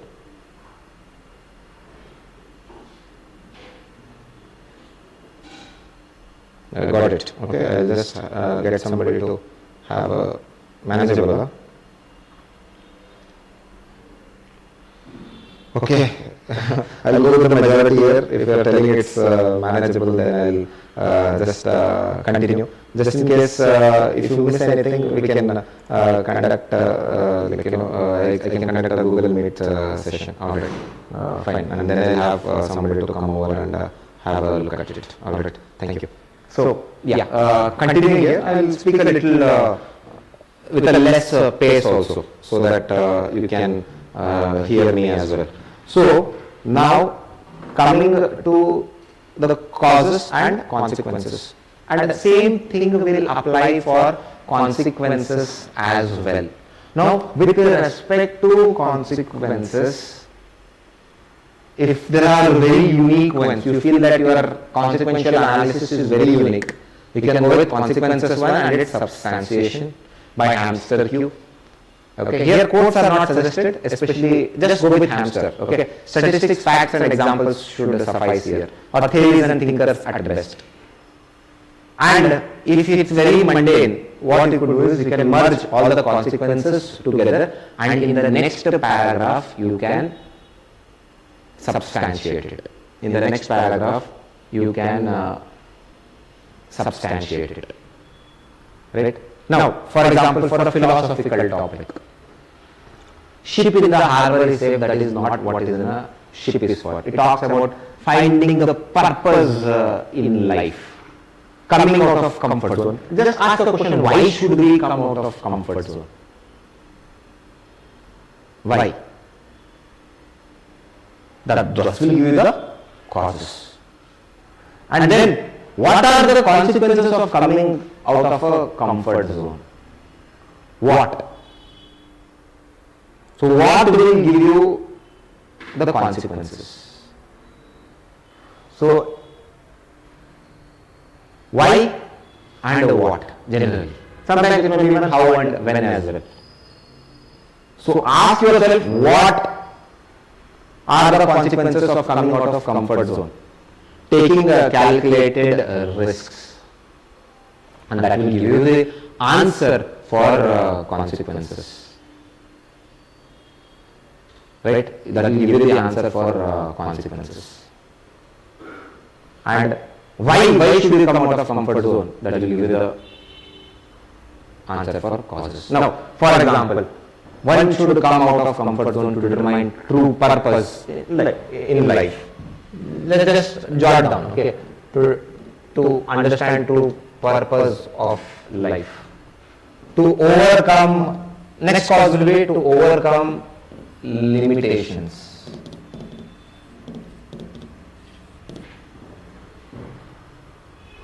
Right. Next, realize potential.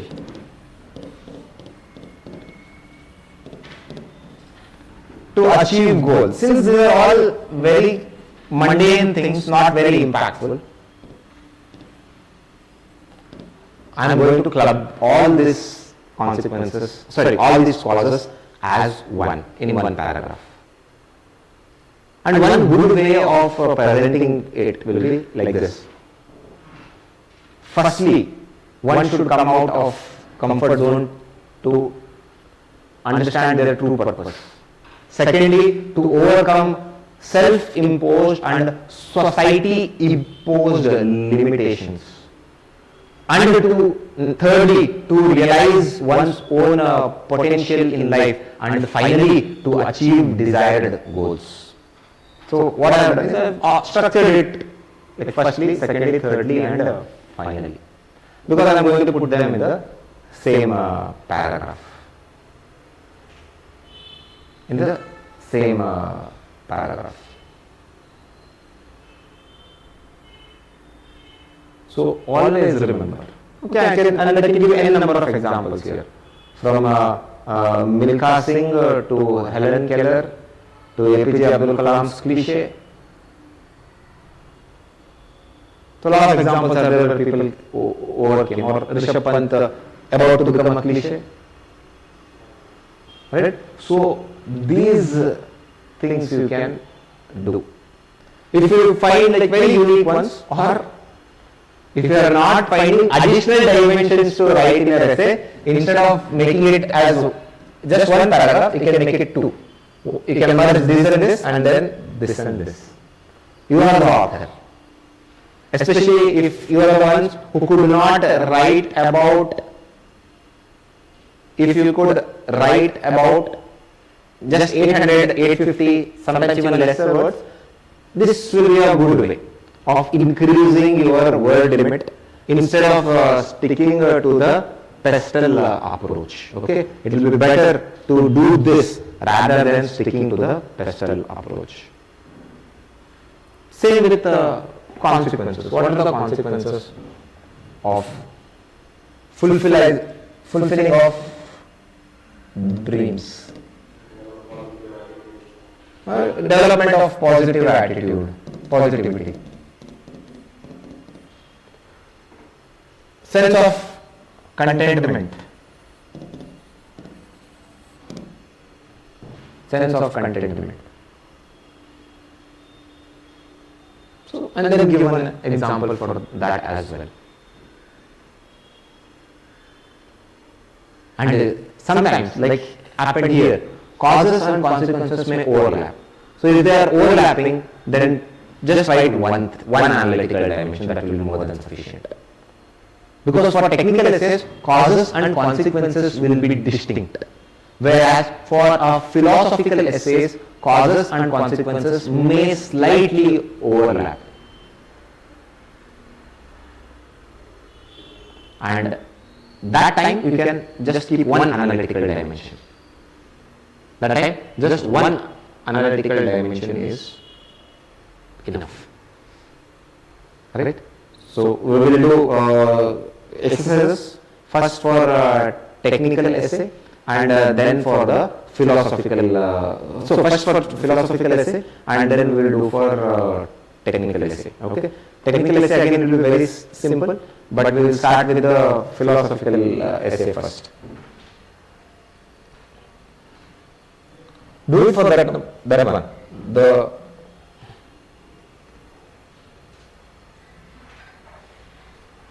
The philosophy of wantlessness is utopian, while materialism is a chimera. And I think 5 minutes is sufficient. Analysis followed by a substantiation.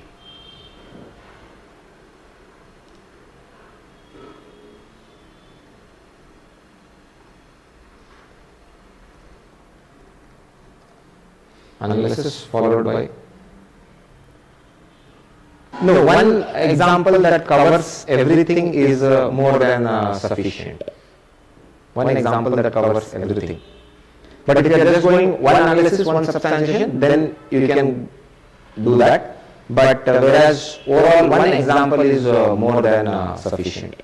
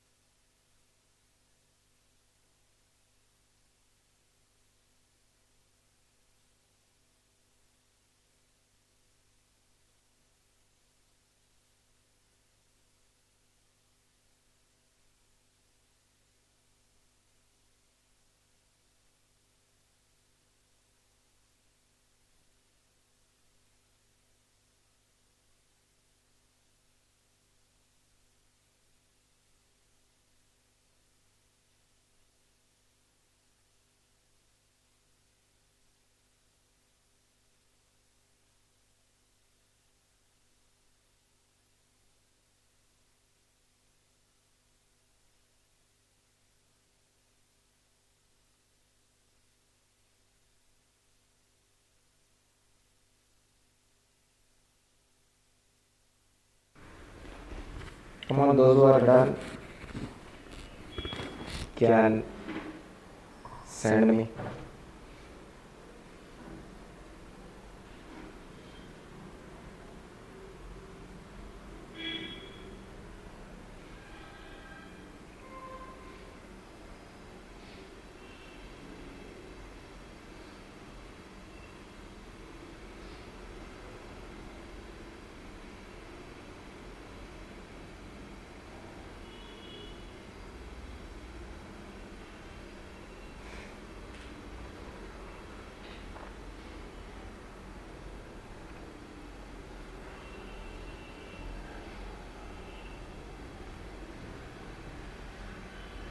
Come on, I think you are all done.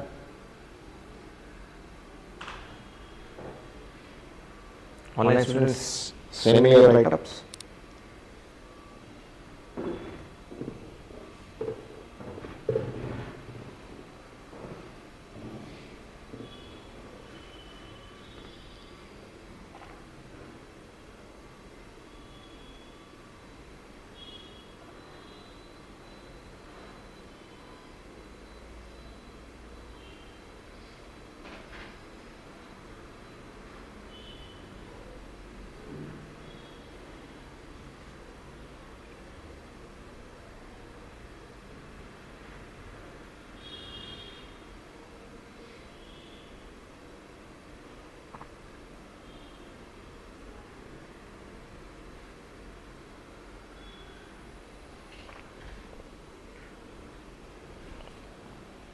Alright. The consequence of following wantlessness is the deprivation of basic human rights, which includes decent food, shelter, etc. We have seen this in Kenya, where one cult leader was preaching wantlessness, has fooled his followers and deprived them of their dignity. While at the same time, if we are blindly following materialism, it can lead to destruction of natural wealth, which we are witnessing in our daily lives by rising temperature, natural disasters. Very nicely analyzed, and he has used that value-added material example, which I also like. So good job.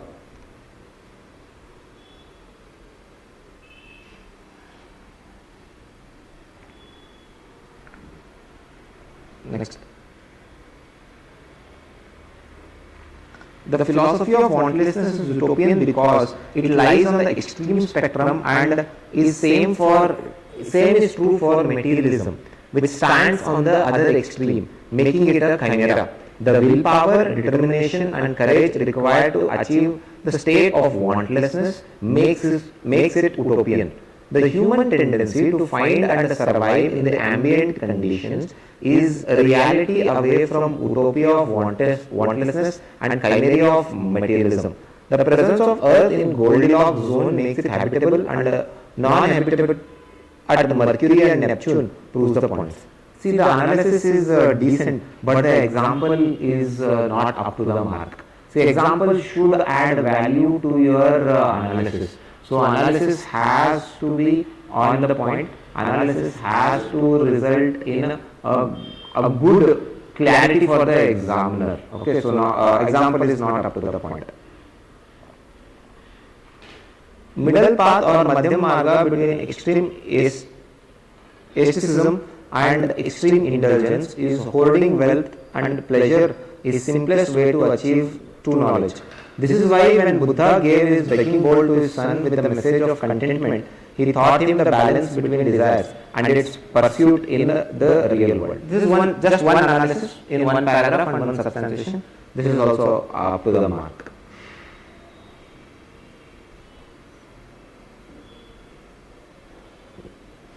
Next. Here the question comes, why wantlessness is utopian in nature? It is because everyone cannot be Buddha, having non-attachment and contentment in life. Further, wantlessness needs rigorous, disciplined practice to burn the flame of desire like Mahavir, who done under the salary to acquire Kevalyan. Thus, achieving the state of wantlessness freed men from cycle of misery and greed. It leads to the welfare of mankind and gives potential to adapt any situation. For example, conservation of environment can be achieved by cutting human desires of exploitation of natural resources. Apart from the example for consequences, rest all is very well done. Okay, very well done. Keep it up.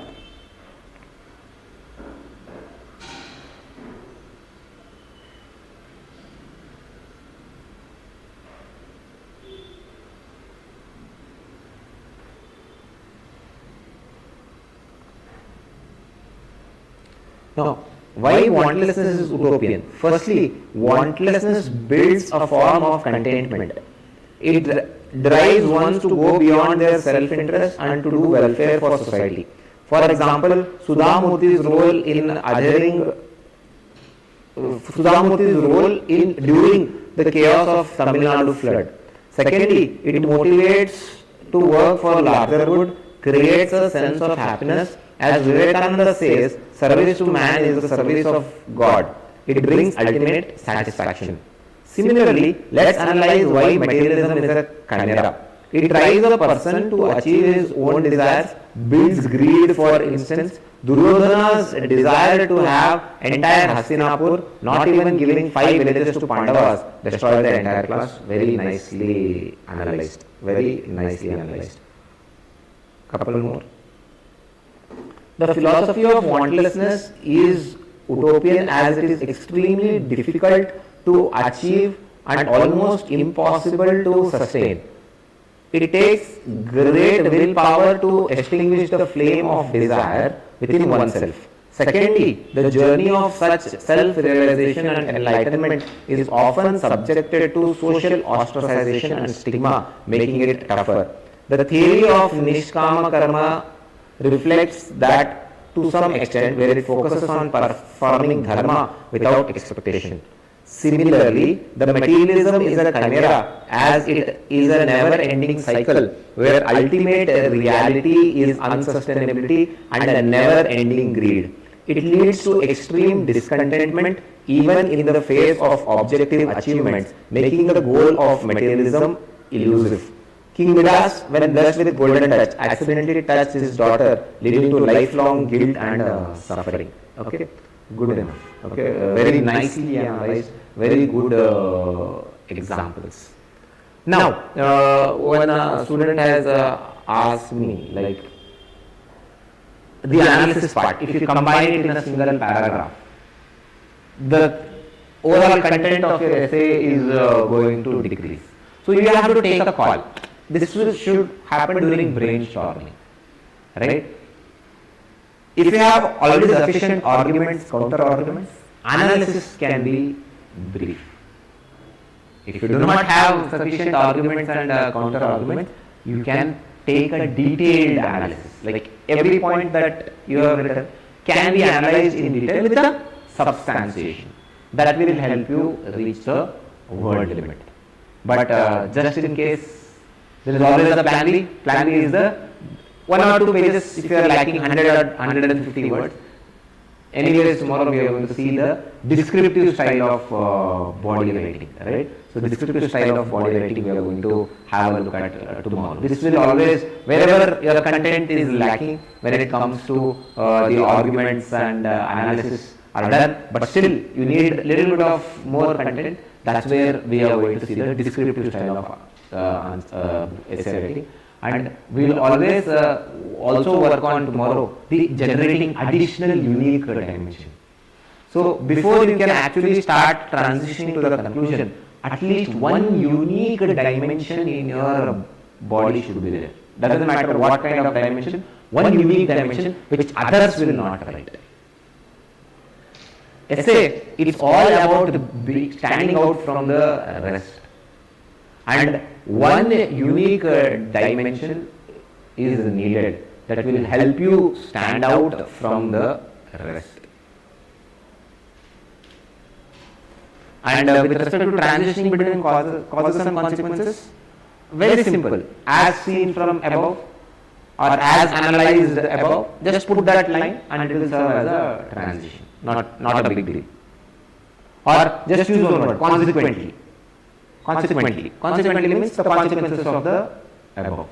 Either mention as analyzed above or as seen above, and one word will be consequently. Consequently, write the consequences. We will do for a technical topic. Okay, that will be the last exercise we will do today. Okay, so yeah.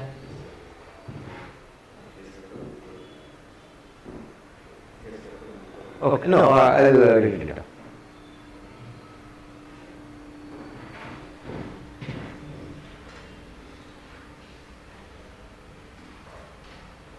Yeah, we will do with this one, the analysis of this. Alternate technologies for a climate resilient India. And the time will be 5 minutes again.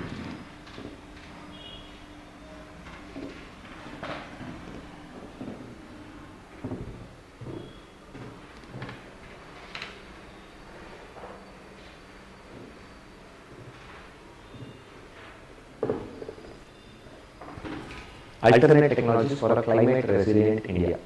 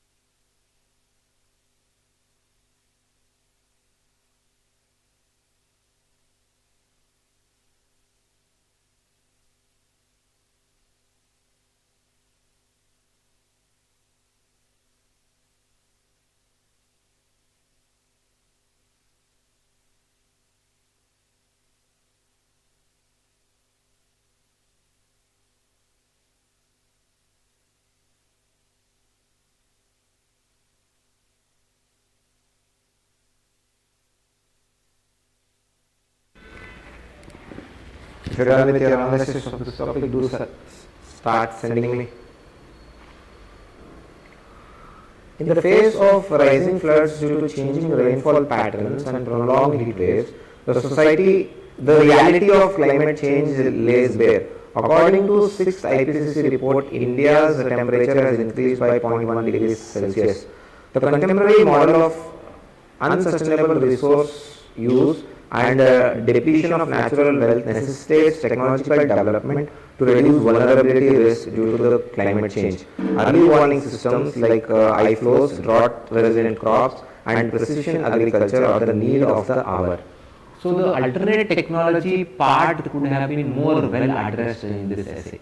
The alternate technology part could have been more well addressed in these essays. Okay, so that part is not very clearly outlined.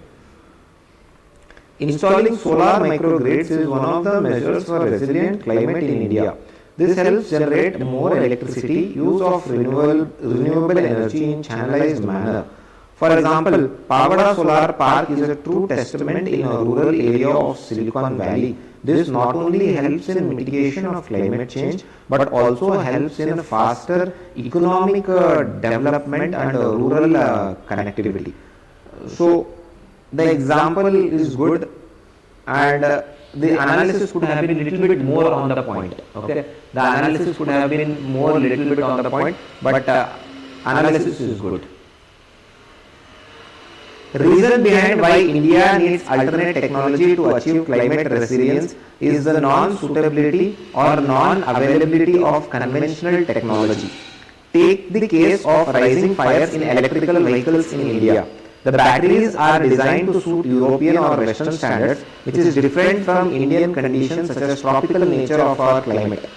However, if you follow alternate technology which suits Indian conditions, then it can do wonders.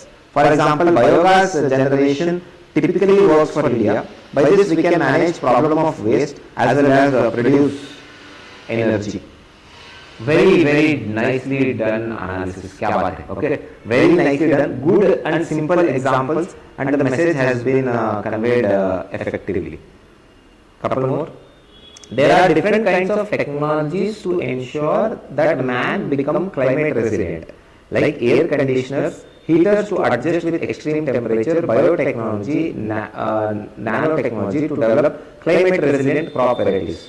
With reference to above technologies mentioned, man's survival for existence get ensured and his adaptation capability is satisfied. Again, fair. Technical topics, you are all on fire. Okay, I want you to be on fire even in the philosophical topic. Last one from online students. We need alternate technologies for climate resilient India, but seeing it as a blanket term, all encompassing solution can make resilience and achieve to be difficult to achieve. We need to direct areas where alternate technologies are needed at a faster pace or on an immediate basis, like agricultural sector. Agricultural sector is very vulnerable. Also, we need to look back to our traditional existing knowledge to bank upon developing resilience. The practice of worshipping of Triveni trees or sacred groves or going back to millets are solutions. See here, while reading, this analysis is not very much on the point, because alternate technologies are not very well addressed in this. So since alternate technologies are not very well addressed, it may seem like not on the point. So analysis should be on the point. One more. With large population, it is difficult to build resilience to extreme climate events happening due to climate change. The disparity in access to current technologies reduces the accessibility as well as hardens the life of others. The cooling system in homes, especially air conditioning, cannot be afforded by all. Again, air conditioner is not a alternate technology. So that means again you have missed to address the topic. Okay. So again it gives a hint that you have missed to address the topic. Alright. So this is about analysis. Do some more. Okay, I'll do a couple more offline here. Alternative technologies are one of the steps needed for sustainable development and reduce extreme events. India has witnessed extreme heat waves claiming lives. Singapore's model of greening of buildings and creating artificial ponds can be a lesson for India in becoming climate resilient. Decarbonization of transport through alternative technologies like solar power, hydrogen fuel cells can help India achieve net zero targets. India, in recent COP28, has promised to generate 45% of its energy from renewable sources by 2025. Recent launch of electric buses for public transportation, hybrid vehicles can make India more sustainable. Right? Fair point. But try to add, especially for a technical topic, one way of creating an impact is to add more impactful examples. Okay. So we will wrap up the class here today. Tomorrow we will work on generating descriptive dimensions when you run out of when or if you run out of arguments, counter arguments, and analysis. Right? We will also focus on generating an additional dimension which is more unique, transition to the conclusion and the conclusion that we will cover and finish off tomorrow. If you have any doubts in today's session, do ask me, beginning with online students, and then I will have a look at the offline students. So doubts, guys, do ask.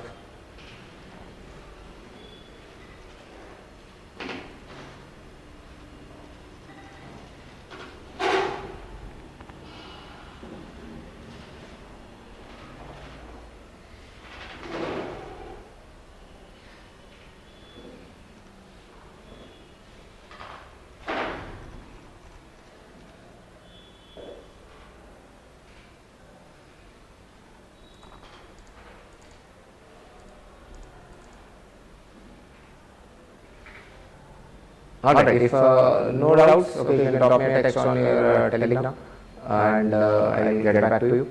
Alright, I'll see you in the last of the skill enhancement class tomorrow. Take care and have a good rest of the day.